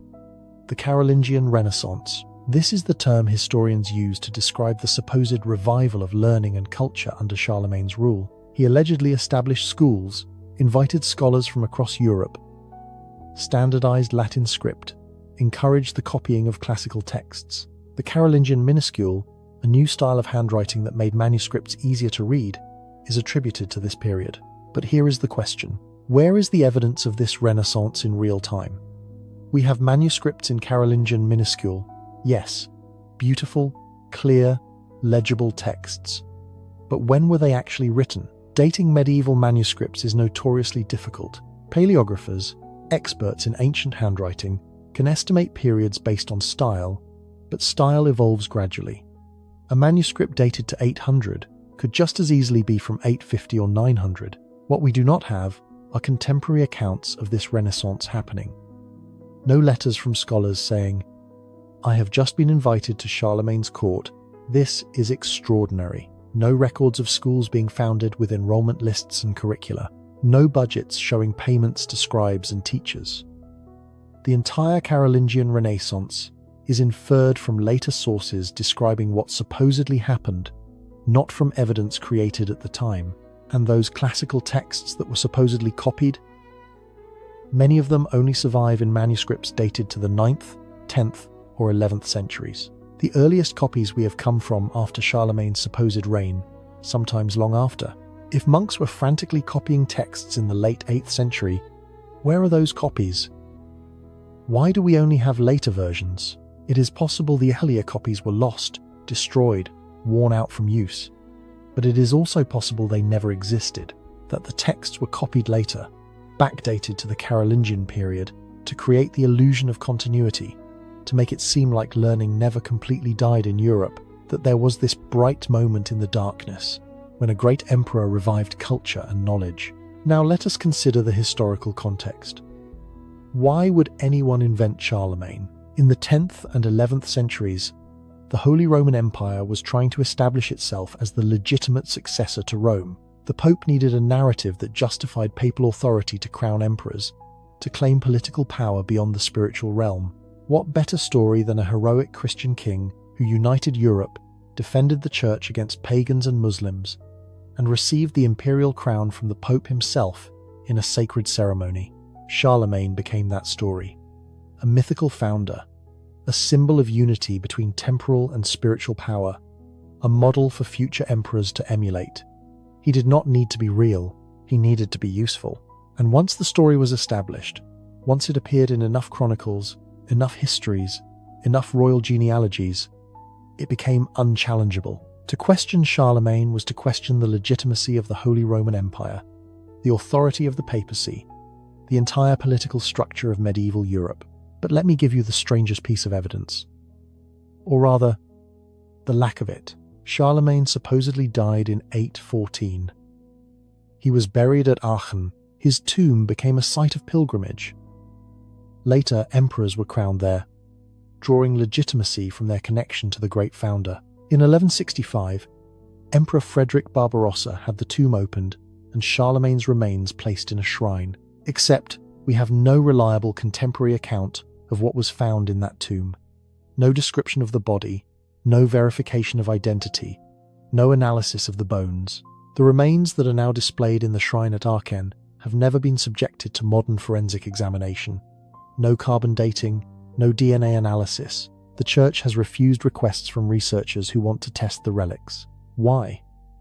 If these are truly the bones of Charlemagne, verification would be a triumph.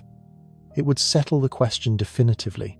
But if the tests revealed the bones are from the wrong time period, or worse, from multiple individuals cobbled together, the entire legend collapses. So, the bones remain untested. The tomb remains a mystery, and Charlemagne remains a figure who exists primarily in texts written long after his supposed death.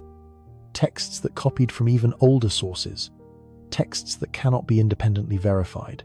Compare this to other historical figures from the same era. Alfred the Great of England, who died in 899, has a much stronger historical footprint. Contemporary coins with his image and name, legal documents he signed, chronicles written during his reign, buildings and fortifications that can be archaeologically dated to his time. Alfred is on firmer ground than Charlemagne, and yet Charlemagne is treated as the more significant, more certain figure. Or consider Harun al-Rashid, the Abbasid Caliph who supposedly corresponded with Charlemagne. We have extensive records of Harun from multiple independent sources. Persian, Arabic, Byzantine. We have coins, buildings, court records, poetry written in his honor during his lifetime. When you read about Harun, you are reading about a real person whose existence is supported by mountains of evidence. When you read about Charlemagne, you are reading about a legend wrapped in questionable sources, copied biographies, undated buildings, and a suspiciously convenient narrative. Here is what I think happened. I cannot prove it, but the pieces fit. Someone, probably in the 10th or 11th century, needed a heroic founder for the Holy Roman Empire. They looked back at the fragmentary records of Frankish kings, tribal leaders, military commanders who lived in the 8th and 9th centuries. They took bits and pieces, real names, real battles, real places, and they wove them together into a composite character. They gave him a biography borrowed from Augustus to make him seem imperial. They attributed buildings to him that were actually constructed over centuries. They minted coins in his name to create physical evidence, and they declared him the first Holy Roman Emperor, crowned by the Pope, blessed by God. It worked. The story became history, the legend became fact, and anyone who questioned it was dismissed as a crank, a contrarian, someone who did not understand how medieval scholarship works. But medieval scholarship works on documents, and documents can be forged, chronicles can be fabricated. The entire apparatus of historical evidence can be manipulated if you control the archives, the scriptoriums, the narrative, and the Church controlled all of it. So was Charlemagne real? Maybe a version of him existed. A Frankish king named Charles, who did some of the things attributed to him, but the Charlemagne of legend, the towering figure who reshaped Europe, who bridged the ancient and medieval worlds, who made the Dark Ages slightly less dark. That Charlemagne is a fabrication, a necessary myth, a character created to fill a gap in a timeline that may itself be a lie. And the longer I look at the evidence, or the absence of it, the more convinced I become. We are not looking at history, we are looking at theatre. A performance staged centuries ago, performed so convincingly that we forgot it was ever just a show. The Vatican admits it, not quietly, not reluctantly. They openly acknowledge that some of the most important documents in church history, documents that shaped European politics for centuries, documents that justified wars, crowned kings, and transferred vast territories.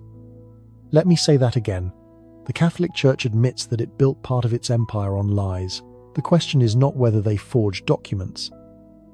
That is established fact. The question is, how many more forgeries sit in those archives, unacknowledged, still shaping the story we are told about the past. Let me introduce you to the donation of Constantine. For over 700 years, from roughly the 8th century until the 15th, this document was one of the most powerful pieces of paper in Europe. It claimed to be a decree issued by Emperor Constantine I in the 4th century, shortly after his conversion to Christianity. According to the text, Constantine was cured of leprosy by Pope Sylvester I. In gratitude, Constantine granted the Pope not just spiritual authority over all Christians, but temporal authority over Rome, Italy, and the entire Western Roman Empire. Read that again. The Emperor of Rome supposedly gave the Pope control over half the empire. Political control, legal control, the right to crown kings, depose rulers, and govern territories. For centuries, popes used this document to justify their claims to political power. When disputes arose with kings or emperors, the Vatican would point to the donation of Constantine and say, "You see, we have authority over you." Constantine himself granted it. This is not just church law. This is imperial law. Except Constantine never wrote it. The forgery was finally exposed in 1440 by an Italian humanist named Lorenzo Valla. He was a scholar, a priest, but more importantly, he was a philologist, an expert in languages. He read the donation of Constantine carefully, and he noticed something immediately wrong. The Latin was wrong, not just stylistically awkward, fundamentally anachronistic. The document used words and phrases that did not exist in the 4th century. It referenced concepts, titles, and political structures that had not yet been invented when Constantine was alive. It was like finding a letter supposedly written by George Washington that mentions airplanes and the internet. Valla published his findings in a treatise called Discourse on the Forgery of the Alleged Donation of Constantine. He laid out the evidence methodically. The language, the historical impossibilities, the suspicious motivations. He proved beyond any doubt that the document was a fake, created sometime in the 8th century, roughly 400 years after Constantine's death. The Church did not execute Valla. They did not burn his book, though they easily could have. Instead, they did something more insidious. They ignored him. For decades, the Vatican continued to reference the donation as if Valla's work did not exist. It was not until the Reformation, when Protestant critics seized on Valla's findings to attack papal authority, that the Church was forced to quietly stop citing the document. But they never apologized. They never explained why they had used a forged document for 700 years. They simply moved on, hoping everyone would forget. And for the most part, we have. But the donation of Constantine was not an isolated incident. It was part of a pattern. Let me tell you about the false decretals. In the 9th century, a collection of documents appeared claiming to be ancient papal letters and church decrees dating back to the 1st and 2nd centuries. These letters, supposedly written by early popes like Clement I and Anacletus, established rules about church hierarchy, papal supremacy, and the independence of the church from secular rulers. The documents were used to argue that papal authority was not a medieval invention but had existed from the very beginning of Christianity, that the pope had always held supreme power over bishops, over kings, over everyone. The decretals were cited in legal disputes, copied into canon law collections, taught in church schools. There was just one problem. They were fake. Scholars began to suspect something was wrong in the 17th century. The language, again, was off. By the 19th century, the forgery was definitively proven. The false decretals were created in the 9th century, probably in France, by someone trying to strengthen the position of local bishops against both secular lords and the Pope's own encroachments. Ironically, the forgeries backfired. Instead of protecting bishops, they ended up being used by the papacy to claim even more authority. Fake documents intended for one purpose were repurposed for another, and for centuries, nobody questioned their authenticity because they served the interests of the powerful. The Church eventually admitted these were forgeries too, quietly, in academic footnotes, never in a public declaration, never with an explanation of how such obvious fakes fooled generations of scholars, lawyers, and church officials. But here is what keeps me awake at night. These are the forgeries we caught, the ones where the evidence was so glaring, the anachronisms so obvious, that even centuries later, scholars with access to only a fraction of the Vatican archives could prove them false. What about the forgeries we have not caught? The ones that were done more carefully, by people who understood the language, the history, the context well enough to create seamless fakes. The documents that survive today as our only source for certain events, certain dates, certain people, because the originals, if they ever existed, were destroyed. How would we even know? Let me give you a modern example to illustrate how this works. In 1983, a German magazine called Stern announced they had acquired Adolf Hitler's personal diaries, 62 volumes, handwritten, covering the years 1932 to 1945. The diaries supposedly revealed Hitler's private thoughts, his decision-making process, his personal life. Historians were stunned. This would be one of the most important historical discoveries of the 20th century. Stern paid millions of dollars for the diaries. They authenticated the handwriting. They tested the paper. Major publications, including Time magazine and the Sunday Times, paid for serialization rights. Then a historian named Hugh Trevor Roper, who had initially vouched for the diaries, started asking questions. He looked closer at the content. The historical details were wrong. Events were misdated. Hitler's voice did not sound right. The material was superficial, oddly generic. Forensic tests were finally conducted. The paper contained chemicals that were not available until after World War II. The ink was modern. The bindings were fake-aged. The diaries were complete fabrications, created by a conman named Konrad Kujau, who had been selling fake Nazi memorabilia for years. The scandal was enormous. But here is the key point. These forgeries almost worked. They fooled experts. They passed initial tests. They were accepted by major institutions. And this was in the 20th century, with modern forensic science, with extensive historical documentation of the Nazi period, with thousands of experts who could be consulted. Now imagine trying to forge documents in the 9th or 10th century. You do not need forensic science to defeat because it does not exist. You do not need to worry about paper composition or ink chemistry. You just need to write on old parchment, use period-appropriate language, and make sure your forgery supports the interests of the people who control the archives. And if anyone questions it centuries later, if anyone points out inconsistencies, you simply say, well, records from that period are fragmentary. We cannot expect perfection. This is the best evidence we have. The Vatican used this playbook for over 1,000 years. Let me tell you about one more case, less famous but more disturbing. In the 14th century, the Habsburg dynasty was rising to power in Central Europe, but they had a legitimacy problem. Compared to older royal families, they were upstarts. They needed a pedigree. They needed documents proving ancient rights and privileges. So they forged them.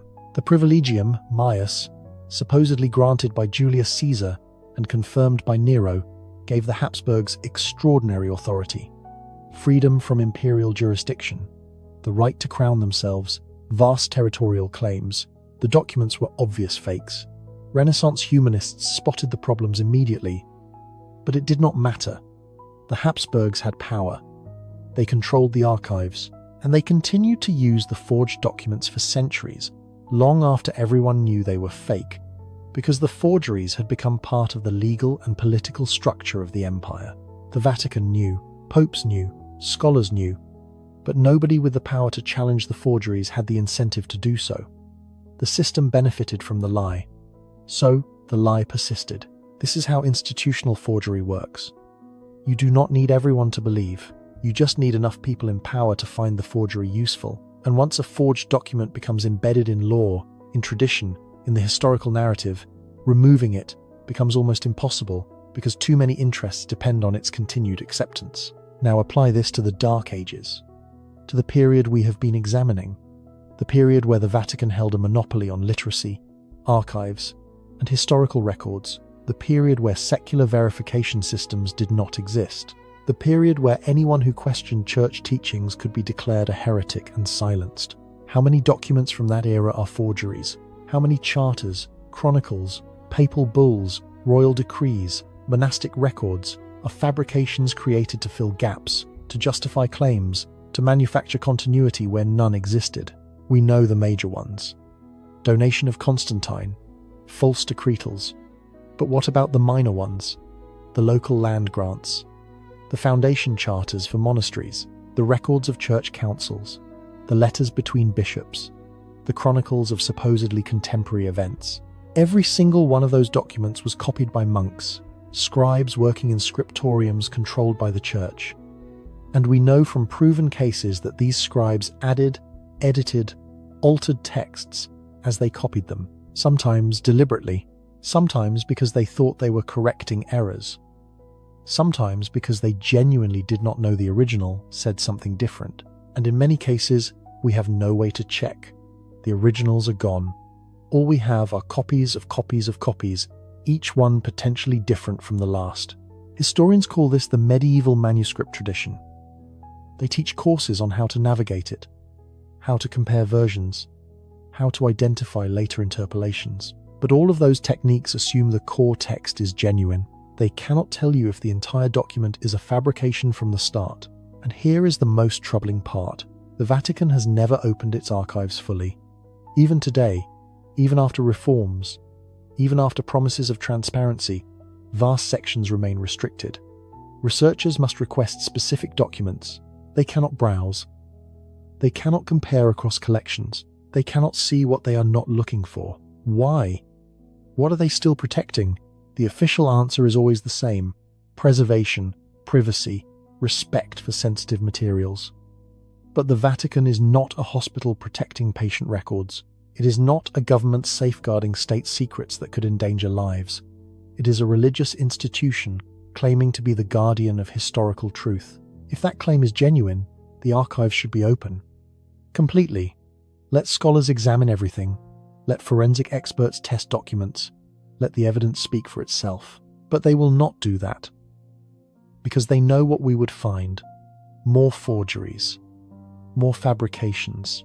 More evidence that the history we have been taught is not history at all, but mythology carefully crafted to serve institutional power. The donation of Constantine was not a mistake. The false decretals were not an aberration. They were standard practice. And the fact that we only know about them because the forgeries were sloppy should terrify us. Because it means the good forgeries, the careful ones, the seamless fabrications are still sitting in those archives, still being cited as evidence, still shaping our understanding of the past. The empire was not built on faith. It was built on forgeries. And every time you read a history of medieval Europe, every time you see a date from the Dark Ages, every time you encounter a document from that period, you should ask yourself one question. How do we know this is real? Stone does not lie. That is what archaeologists like to say. Documents can be forged. Chronicles can be fabricated. Dates can be manipulated. But stone, mortar, bricks, timber, these materials tell a story that cannot be easily rewritten. When a building stands, when foundations remain, when construction techniques can be analyzed, you are dealing with physical reality, something that existed in 3 dimensions, something that required labor, resources, time. So when I tell you that there is a 300-year gap in European architecture, I'm not talking about missing paperwork. I'm talking about missing buildings, structures that should exist if the timeline is correct, but do not. Walk through Rome today and you will see layers of history stacked like geological strata.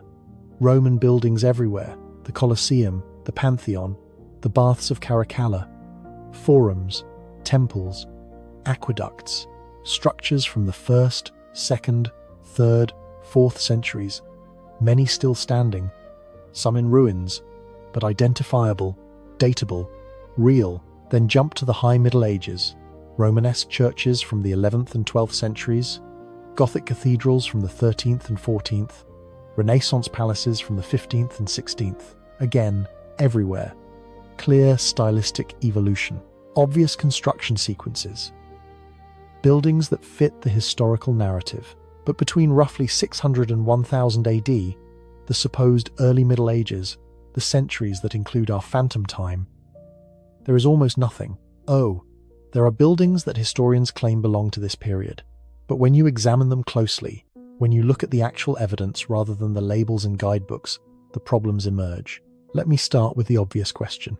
If European civilization continued functioning during the Dark Ages, if kingdoms rose and fell, If the Carolingian Empire truly existed, if the church was consolidating power across the continent, where did all these people live?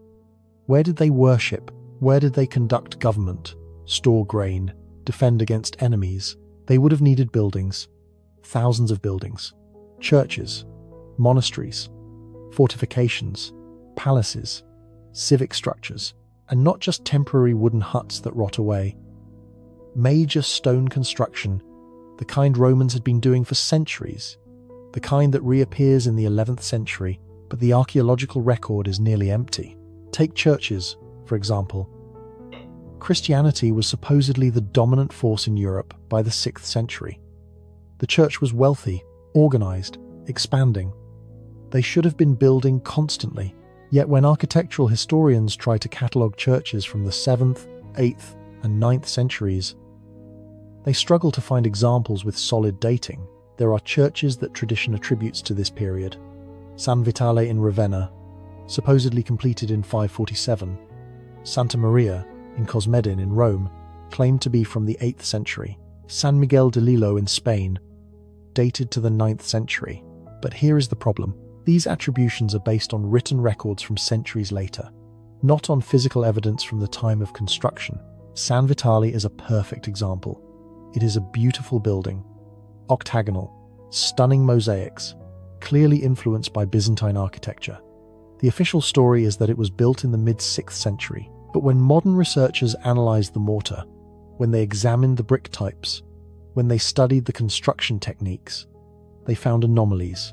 The mortar composition does not match other 6th century buildings in the region. The bricks show characteristics of later production methods.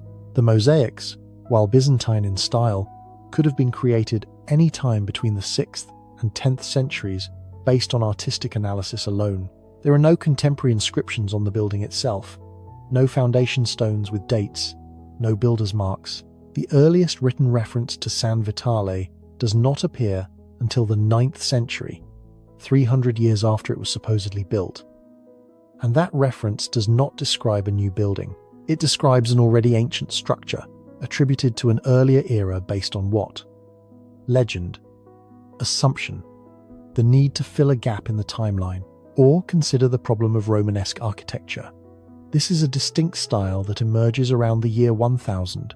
Thick walls, round arches, small windows, massive stone construction. It appears across Western Europe within a relatively short period. France, Germany, Spain, Italy, hundreds of buildings, all clearly related in style, all datable through records, inscriptions, and construction techniques to the 11th and 12th centuries. But Romanesque supposedly evolved from earlier styles, from late Roman architecture, from Byzantine influences, from Carolingian building traditions. Except, where are the transitional buildings? Where are the 7th, 8th, 9th century structures that show the evolution from Roman to Romanesque? They do not exist. Or if they do, they cannot be reliably dated to that period. Instead, you have Roman buildings, then a gap, then suddenly Romanesque appears fully formed around 1000 AD, as if builders woke up one morning and collectively decided to start constructing in this style with no precedent. It is like finding modern skyscrapers, then nothing for 3 centuries, then suddenly medieval castles, with no buildings in between to show how one led to the other. Now let me talk about something even more concrete: dendrochronology. When wooden beams are used in construction, when roof timbers are installed, when scaffolding is built, those pieces of wood contain a record. Trees grow 1 ring per year. Wide rings in good years, narrow rings in bad years. The pattern is unique to each period, and by comparing overlapping samples, scientists can build chronologies going back thousands of years. European dendrochronology has solid sequences for the Roman period.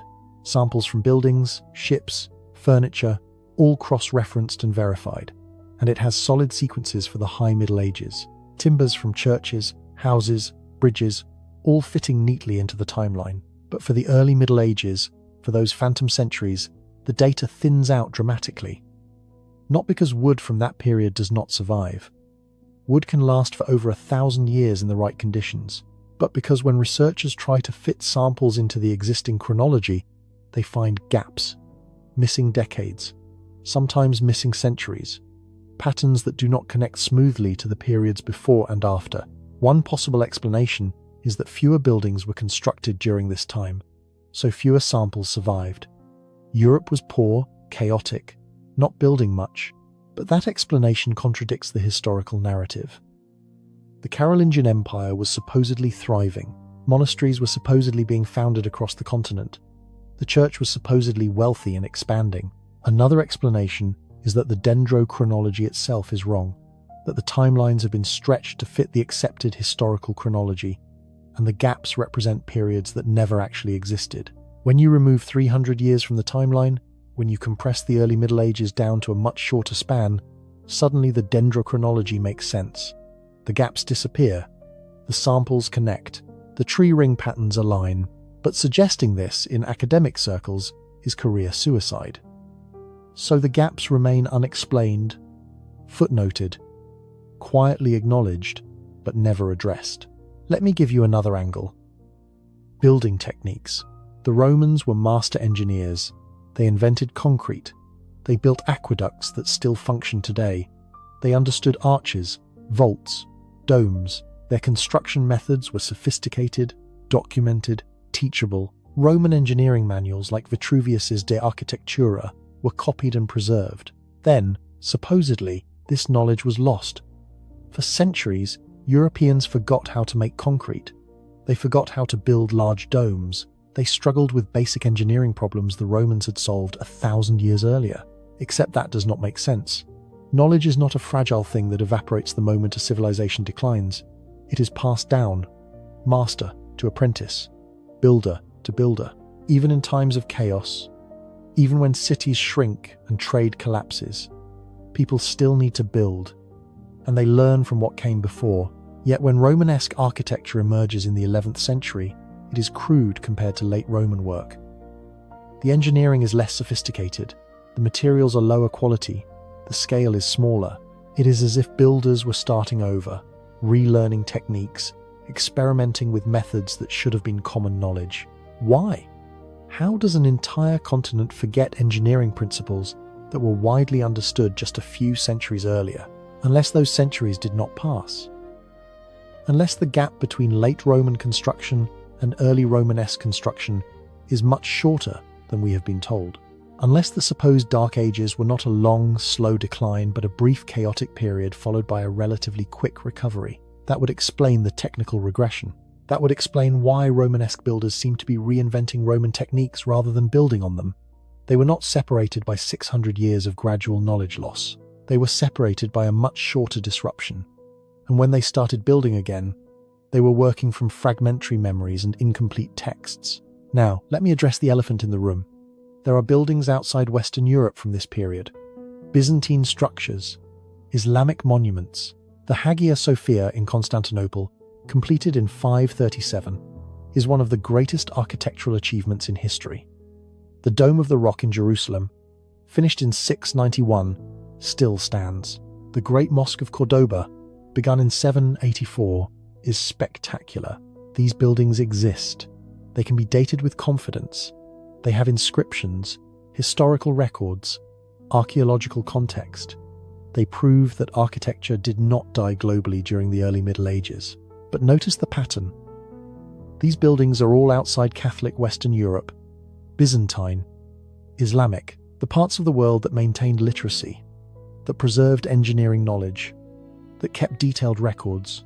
Catholic Western Europe, the region controlled by the institution that also controlled the historical narrative, has almost no reliably dated architecture from this period.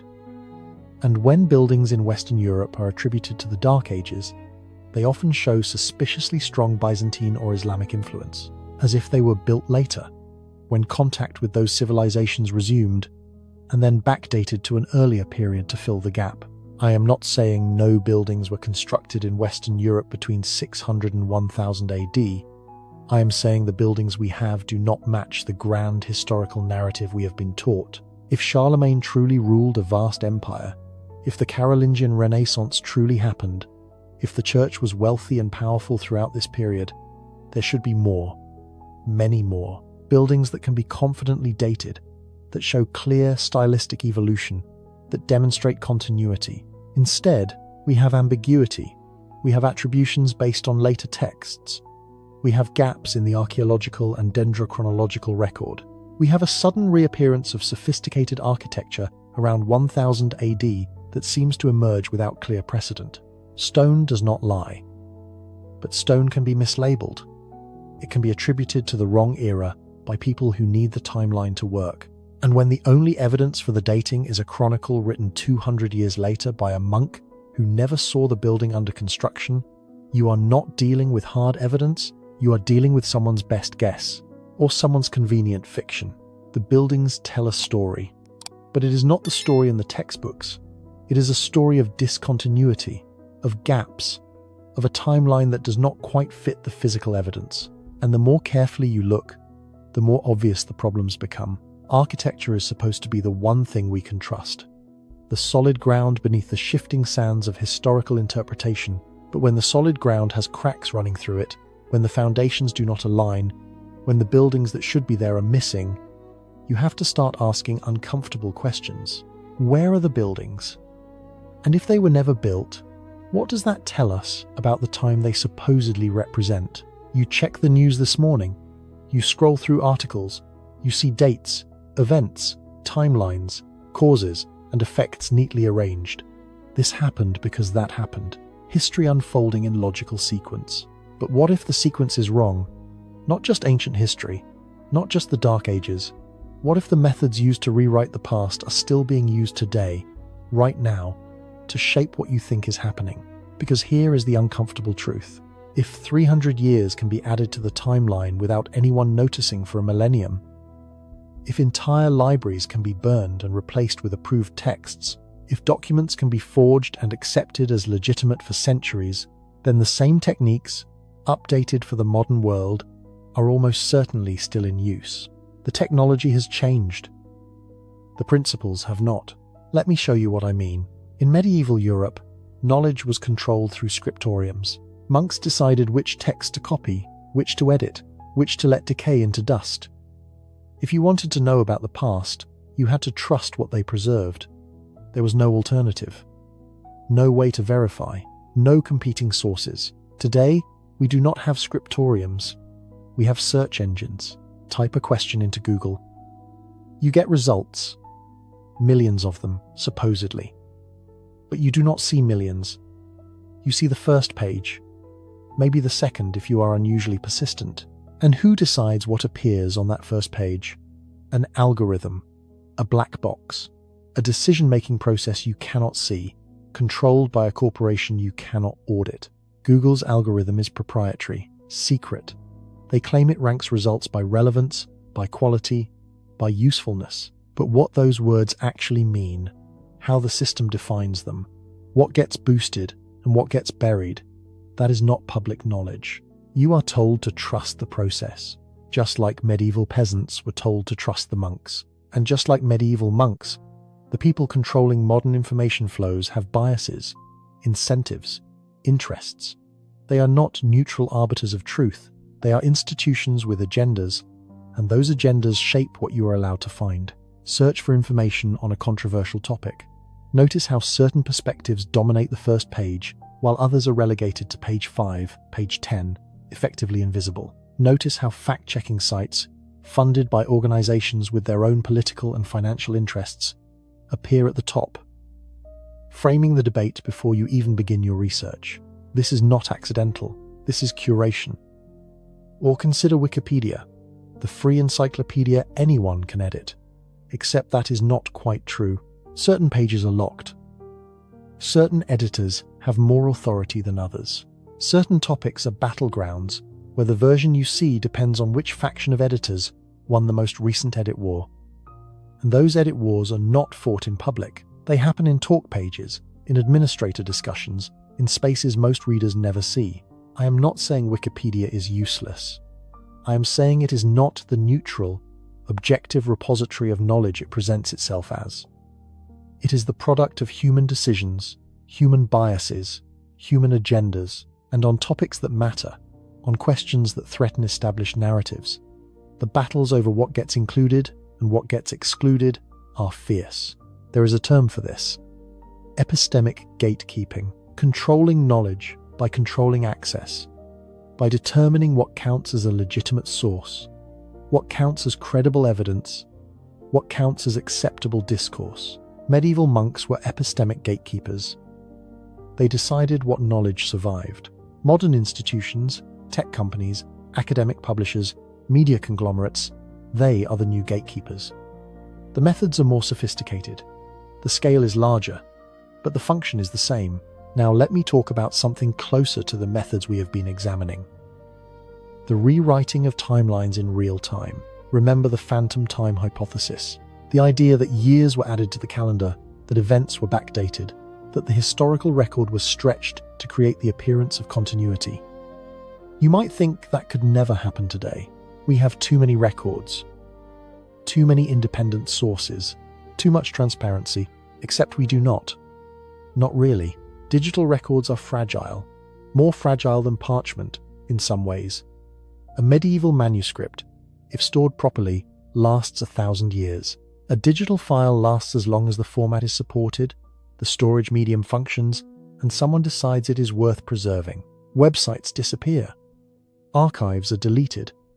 Articles are quietly edited. The Internet Archive, the Wayback Machine, captures snapshots, but not everything. And even those archives can be pressured to remove content. How many times have you searched for an article you remember reading, only to find it gone? No evidence it ever existed, except your memory.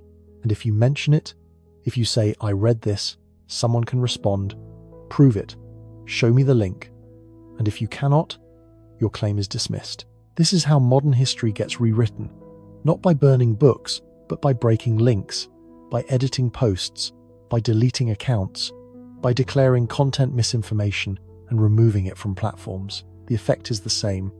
Information vanishes, and a few years later, people argue about what actually happened, what was actually said, because the record has been altered.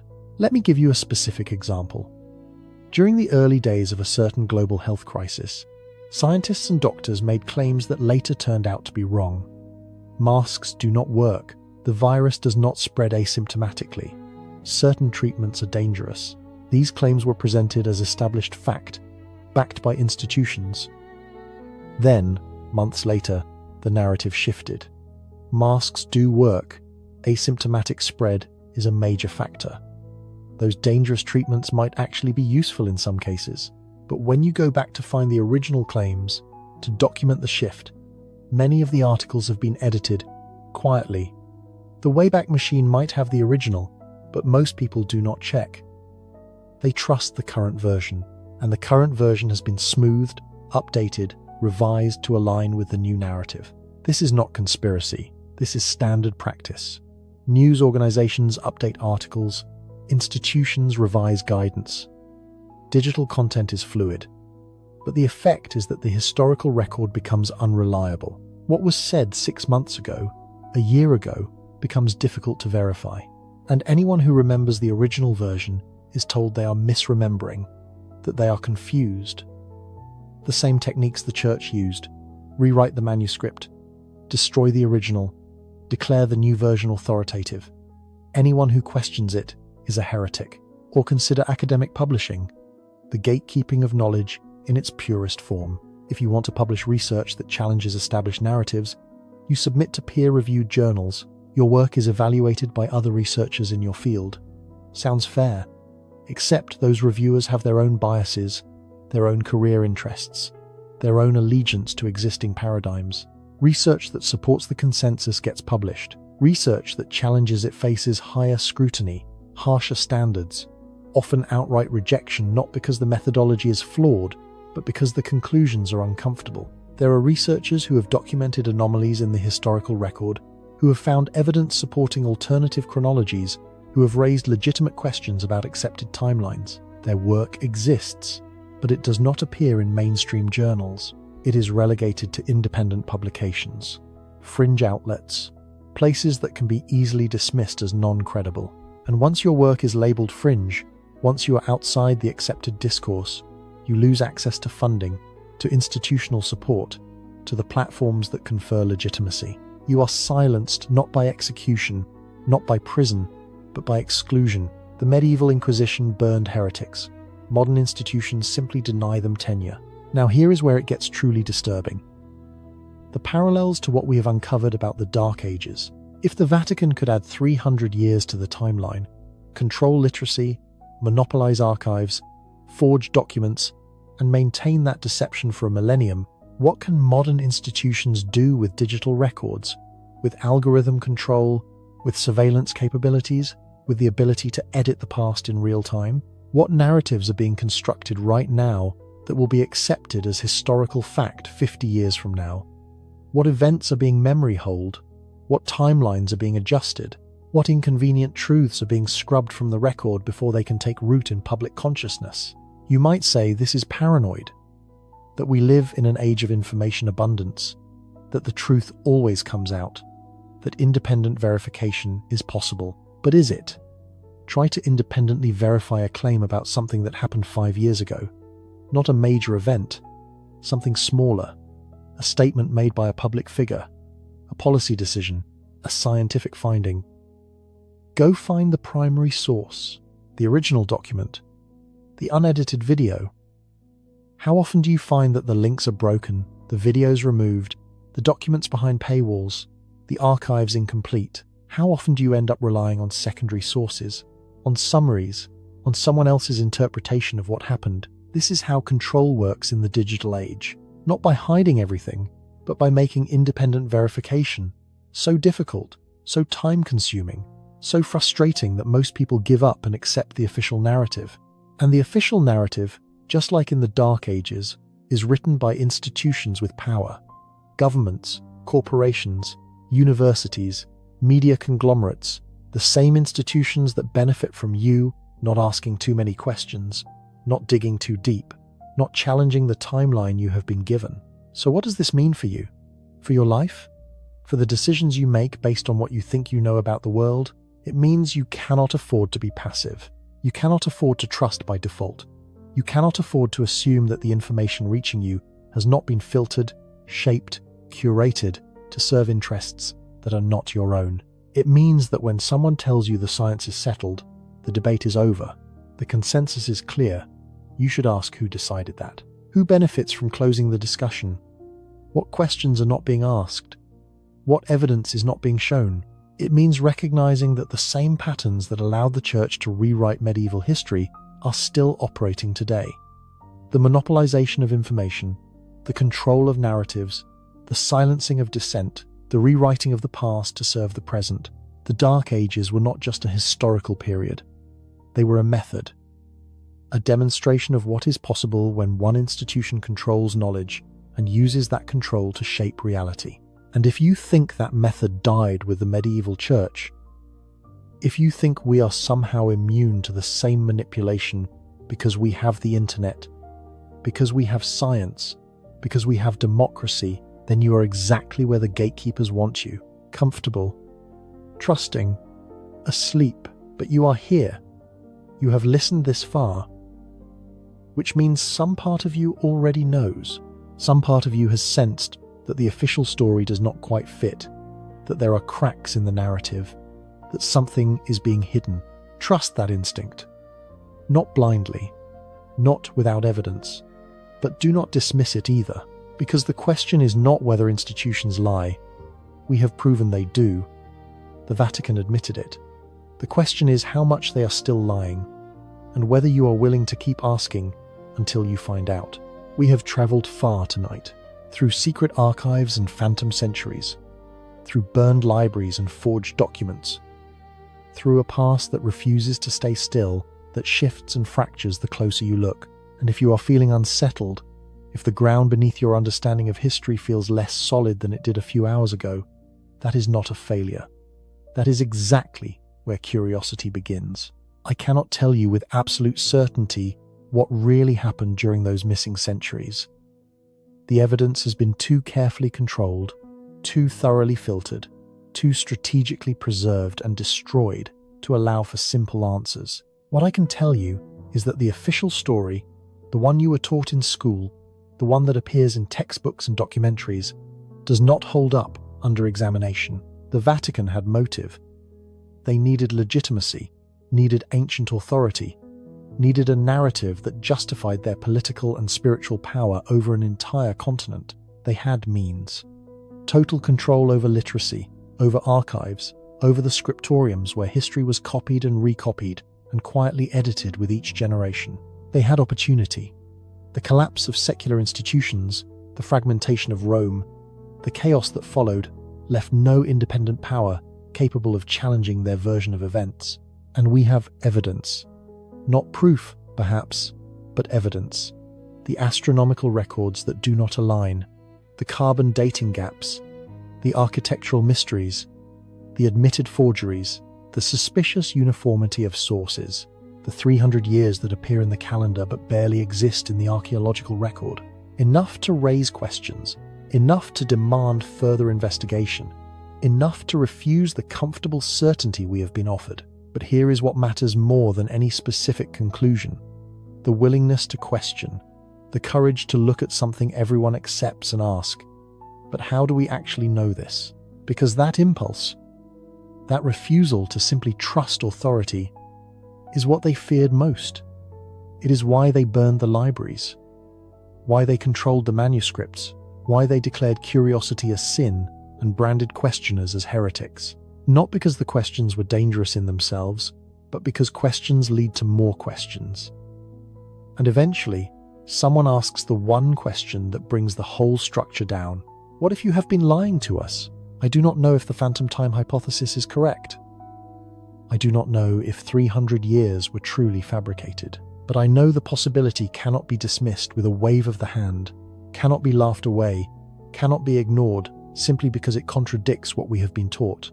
The evidence is there, fragmentary, incomplete, and it deserves to be examined honestly, without the gatekeeping, without the academic politics, without the fear of asking uncomfortable questions.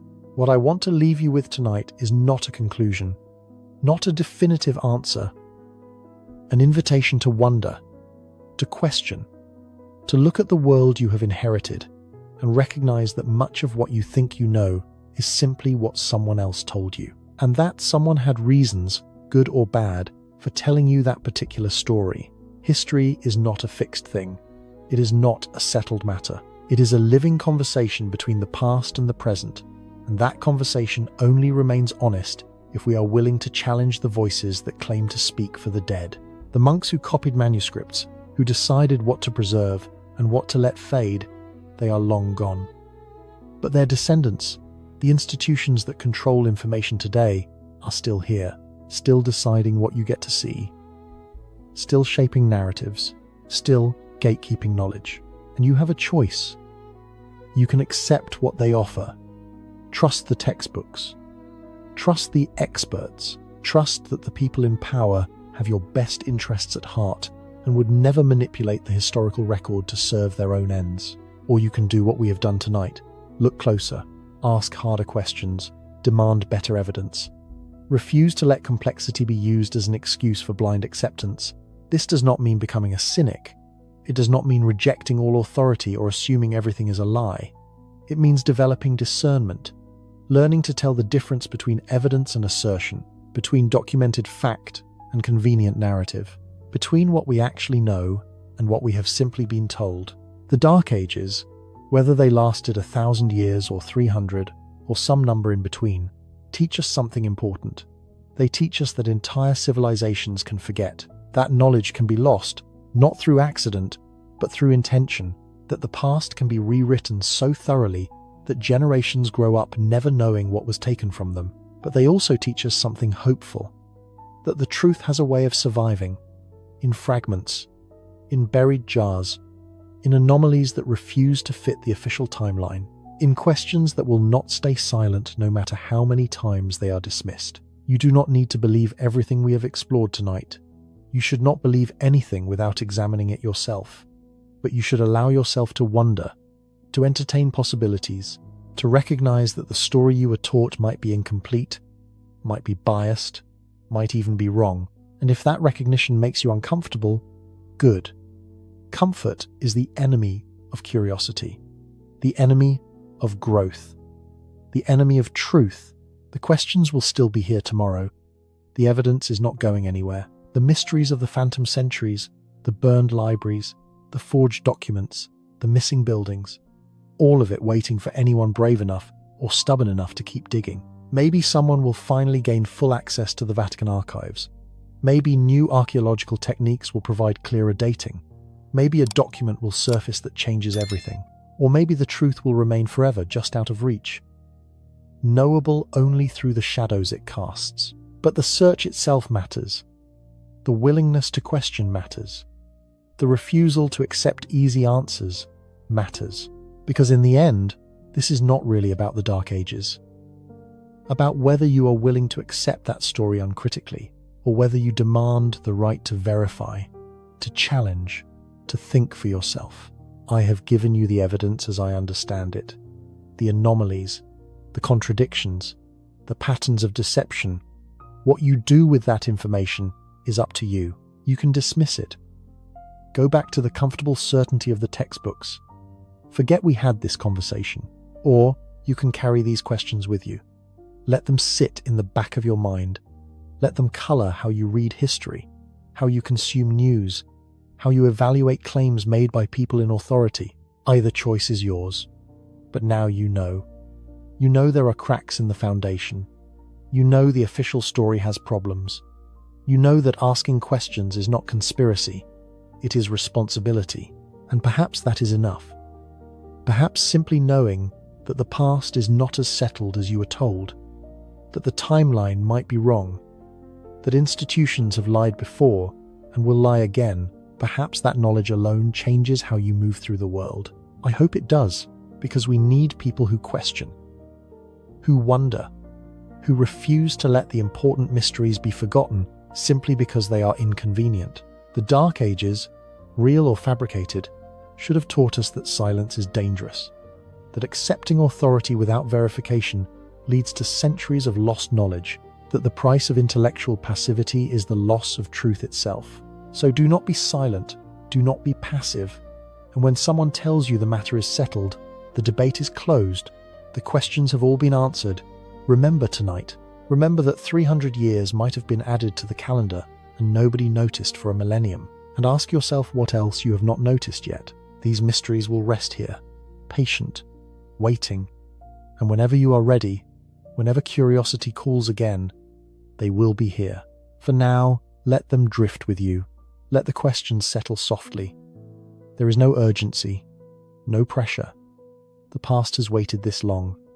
It can wait a little longer, and perhaps in that quiet space between waking and sleep, between certainty and doubt, you will find something more valuable than answers. You will find the courage to keep wondering.